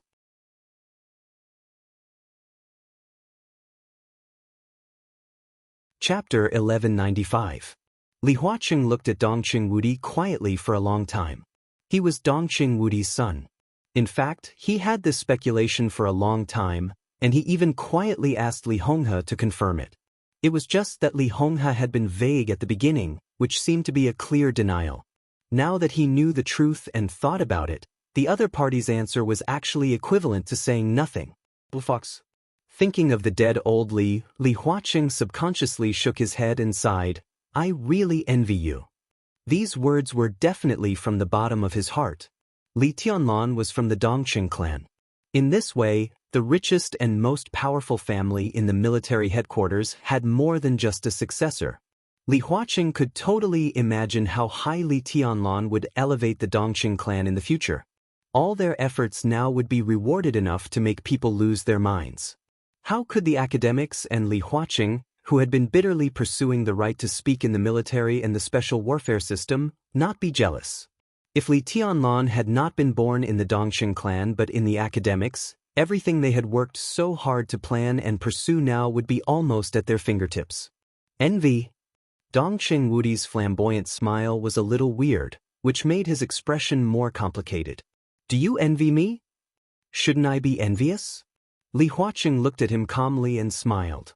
"You're envious of me because you know the outcome." Dongqing Wudi was silent for a while, then twitched the corner of his mouth. "At that time, we didn't know it would be like this. I envy you, huh?" Dongqing Wudi watched Emperor Dong's palace soar into the sky and Li Tianlan soar into the sky. The arrogant and invincible arrogance filled the whole dark world. That was his son. Relief, excitement, and ecstasy. There were all kinds of emotions in Dongqing Wudi's heart, but when all the most intense emotions rolled in his heart, there was still a touch of confusion left in his heart. He really did not think that he was worthy of being envied. What Bai Qingqian didn't know was that Dongqing Wudi firmly opposed the so-called future plan at the family meeting when they exchanged Li Tianlan for Dongqing Rushi. He had never thought of letting his son become a supreme heaven's chosen one. He had never thought of making his son the national war god of Zhongzhou state. Nor did he want his son to carry the burden of the entire giant group in the future. That's his pet son. He hoped that his young self would grow up healthily, happily, peacefully and carefreely by his side. At that top-secret family meeting, Dongqing Wudi finally failed to withstand the pressure from the whole family. So he took Li Tianlan back to Dongqing Rushi. After more than 20 years of marriage, Dongqing Wudi was emotionally unstable almost every time he saw Bai Qingqian. He didn't even return to his home in Zhongyuan province. Instead, he stayed in the Border Control Corps all year round. Swift Thunder, Pegasus, Bloodbath, Yellow Sand. His footprints had been to every corner of the Border Control Corps. In the countless times when his emotions had almost completely collapsed, he could only choose to kill. As a result, the name of the god of massacre spread throughout the dark world. In Zhongzhou state, he was an almost invincible god of massacre. In the Border Control Corps, he was an invincible god. Outside Zhongzhou state, countless people were crazily cursing Dongqing Wudi to die a horrible death and have no descendants. Unfortunately, those people were disappointed. His son stood at the top of the world in his early 20s. Looking back on the past 20 years, in a melancholy and joyful mood, Dongqing Wudi really didn't feel that he had anything to envy. This result was the best result that the Dongqing clan had expected. But at that time, it was a result full of uncertainties.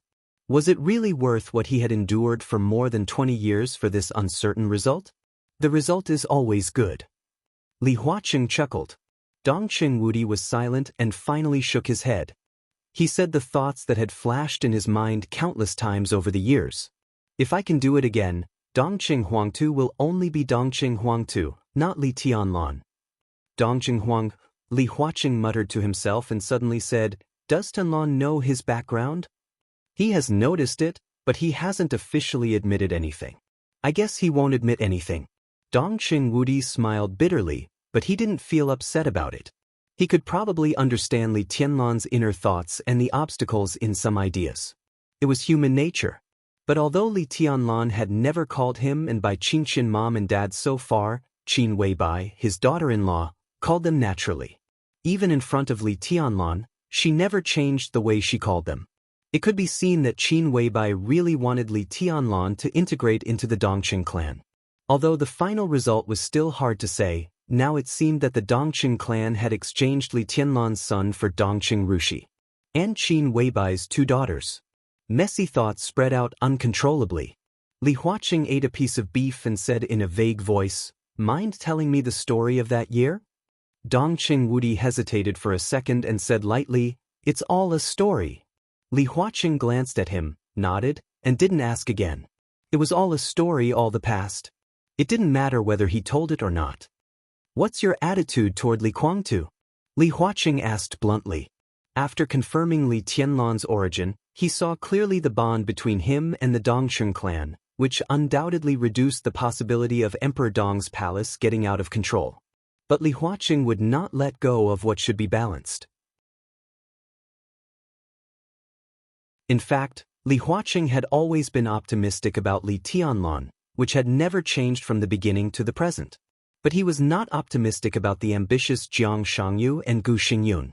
In fact, he thought that what he was doing now was not against Li Tianlan. What he wanted was balance. From another perspective, correcting and curbing the future development of Emperor Dong's palace, and Li Tianlan was also responsible for him and Zhongzhou state. He hoped to persuade Dongqing Wudi. He was ready for benefits and bargaining chips. As long as he could persuade Dongqing Wudi, then Dongqing Wudi would be very sure to persuade Li Tianlan. Not to mention his origin, even if Li Tianlan was not Dongqing Wudi's son, The giant group's efforts and protection for him were obvious to all. When Dongqing Wudi came forward, it was extremely difficult for Li Tianlan not to give him face. Dongqing Wudi's drinking movement was slightly stiff, and even his expression was stiff for a moment. His attitude? Dongqing Wudi shook his head subconsciously and gave an imperceptible wry smile. He didn't want to have this attitude, but he had to have it. It was even related to some of the deals between the Dongqing clan and the Li family. The Li family would try its best to cultivate Li Tianlan and treat him as the heir of the Li family. And the future child of Li Tianlan and Dongqing Rushi would inherit the Li family. Li Honghe gave the Dongqing clan a glorious future. And at that time, and at the time of his death, he repeatedly made a request. The only request. The old man just hoped that if one day the purgatory of Heaven Capital and Li Kuangtu were really at the end of their rope, the old man hoped that the Dongqing clan could give him a chance.